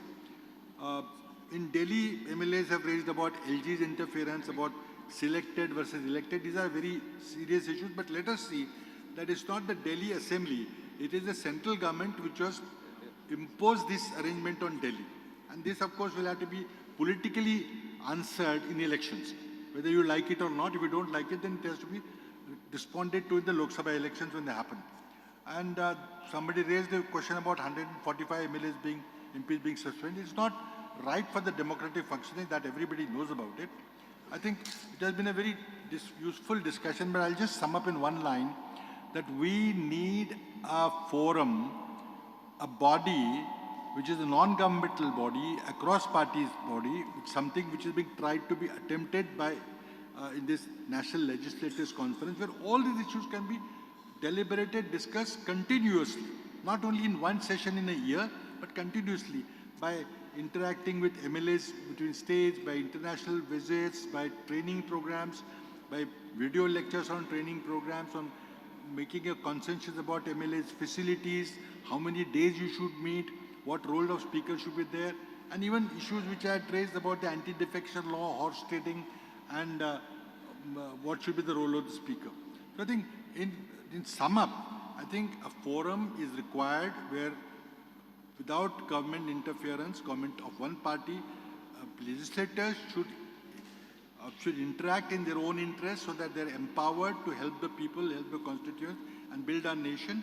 And therefore, we should all work towards, can we create such a body which will really work in the interest of democracy, development of our nation, and of course, our respective constituencies, and strengthen the political parties. One of the issues that is coming up in this thread is if the political parties act more democratically, then I think many of the situations about the whip and all that, MLA's voice being heard in making legislation or deciding policies will be there.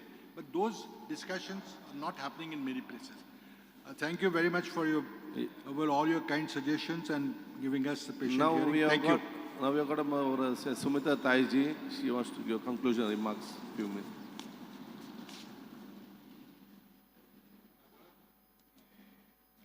कौन करा? अच्छा, ताई बोलने वाली. Namaskar. I think Prithviraj ji has said very nicely. He has explained everything. There is rule book. There are institutions like training institution. Everything is there. And whatever he said, there are rules. Parliamentary union is speaker के साथ meeting होती है, उसमें ये discuss होता है how many days parliament should go on, how many days assembly should go on. There are rules for everything. So it is there, and whatever he has explained nicely. Here today, I think better we are here, how we can work for the people. And good governance means myself, how can I work? We think about that only, that will be better. जो है वो सभी नियम बने हुए हैं, प्रयास किया जाता है उस नियम के अनुसार काम हो. मैं इतना ही कहूंगी कि काम करने की पद्धति और अधिकारियों से काम लेने की पद्धति, ये दोनों अगर हम सीखेंगे तो हम अच्छे तरीके से, किसी की भी गवर्नमेंट हो, हमें काम में तकलीफ नहीं जाती. हमारी पद्धति अगर हम कुछ ठीक तरीके से सिंसियरली काम करें, हम लोगों के लिए हम योजना समझ करके करें और फिर अधिकारी को हम समझाएं कि ये ऐसा होना ही चाहिए, और वो पब्लिकली अगर हम जितना हमारा पब्लिक डायरेक्शन रहेगा तो मुझे लगता है हम ज़्यादा सफल हो जाएंगे. हम एमएलए रहे ना रहे, लोग पूछते हैं, लोग याद करते हैं, ये मैं आपको अपना अनुभव बताऊंगी. मगर बहुत अच्छा लगा आप सब लोग यहाँ हैं, 2 दिन एक साथ रहो, बहुत कुछ सीखेंगे और कई बार मिलेंगे, तब इसमें से बहुत अच्छी चीजें निकल सकती है फॉर द नेशन. ये मैं इतना कहूंगी. Thank you very much. Thank you, Taiji. So now in the conclusion, Swan, I like to say a few 2-3 points. One, regarding the what you had asked of the bill. In our session, our assembly, there's a rule that 3 days before the bill should be given, presented, after 3 days should be taken to discussion. That is one condition. Second thing, the rules and procedures are made by the state government, legislature.